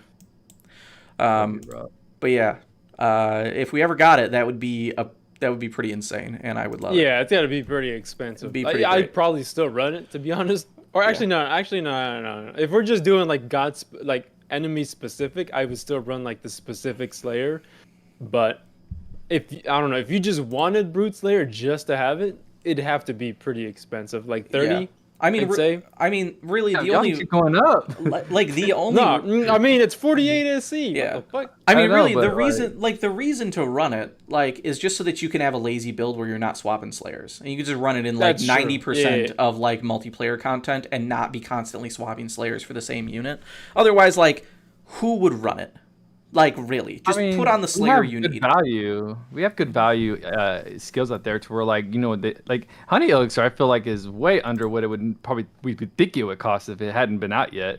I don't know. Well, they see, yeah, that thing is a steal, bro. for Yeah, 12. exactly. So why wouldn't they like hook us up, man? Give us 18, 20 SC for Maybe. It could be. player. Come on, Adis. Don't play us like that, man. 30 SC. Come on, man. That's crazy. That's Human crazy. Slayer though, Human Slayer would be nice for Oh somewhat my cheaper. gosh. Like in Arena, That would that'd be be pretty like- legit. You know. Yeah, if, everybody if would you could pick pay that one like art. if you could do like 18 or 20 on Human Slayer, that's quite a bit of coverage considering it's like what 8 or 9 per. So like if you were gonna run 2 Human Slayers anyway, which I probably wouldn't, but if I wanted some coverage, I probably would do it if it was efficient enough where I could get all of them. You know. Yeah, But I agree. anyway, That'd probably be like year 3 if they hit that. Yeah, if they ever bring that back, I think it'd be like maybe summer, maybe even winter of 2022. If we get stuff like that, that'd be kind of cool. yeah. Don't sleep on it, Adis. Don't sleep on it, man. Yeah, I'm definitely looking forward to whatever new stuff they have coming on. There's, Yeah. I've been pretty impressed overall with their like unit designs and like the variety of making units. Even though like I said, I think Maja's really boring. He does fulfill a particular power fantasy, which is like an old guy taking a long time to cast a spell, but he's really powerful, so it's cool.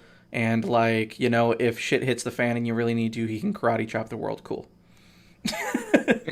Oh, and he takes a nap basically after he casts a spell.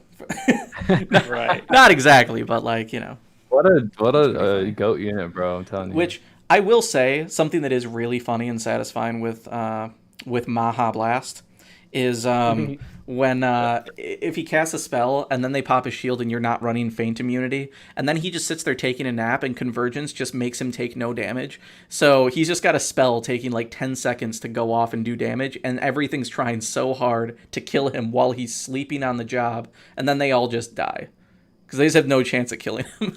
It's pretty great. He's old. That's why he Goddamn takes OP naps. old man. OP old man. Yeah. God, he's in bed by 4 p.m.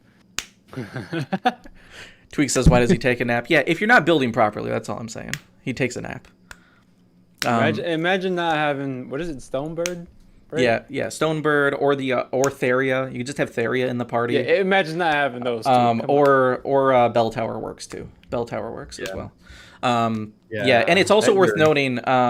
I think what Tweaks is specifically getting at as well is question mark Bell Tower. What do you mean question mark Bell Tower, Tweaks? What are you talking about?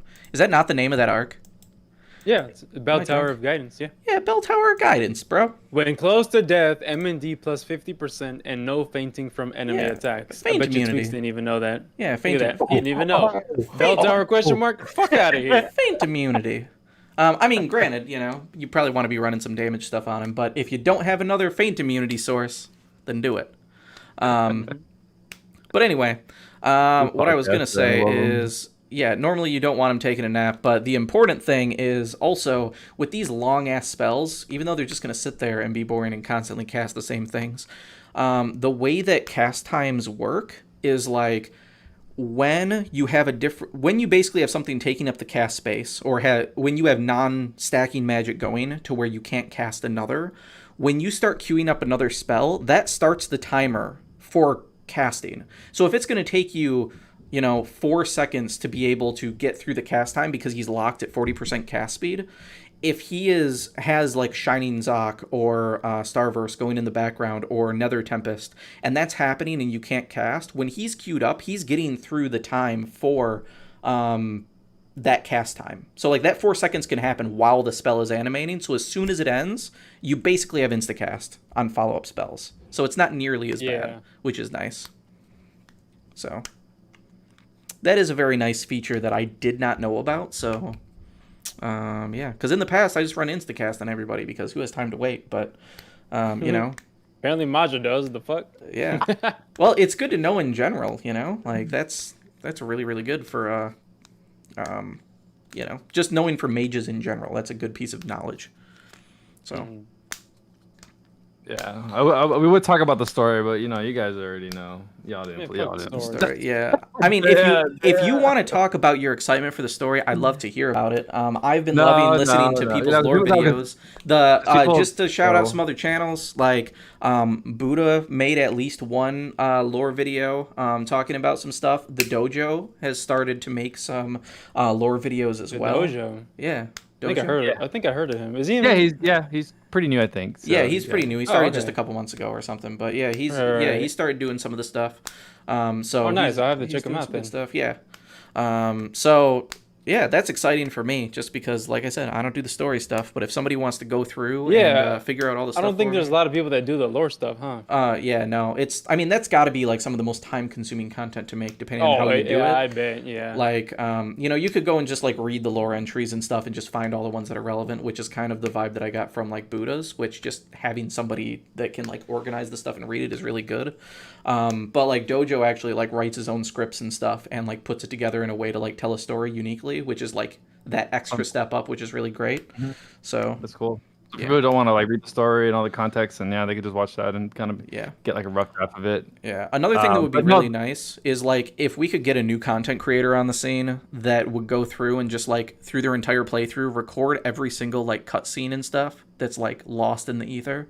So like people could go and like go on somebody's channel and just like rewatch any given cutscene at any particular point, or like someone did try to do that. Can't you do that? Okay, first of all, can't you do that in the library? Second of all, isn't Jab the one that's doing that? Can you? Can everybody do? Yeah, you can watch every scene. Oh, everything's in the library. Oh, okay, I thought I talked to somebody before and they said only certain things were in the library, not everything. So. Yeah. Also, Jab. Okay, cool. Jabberwock, he also has.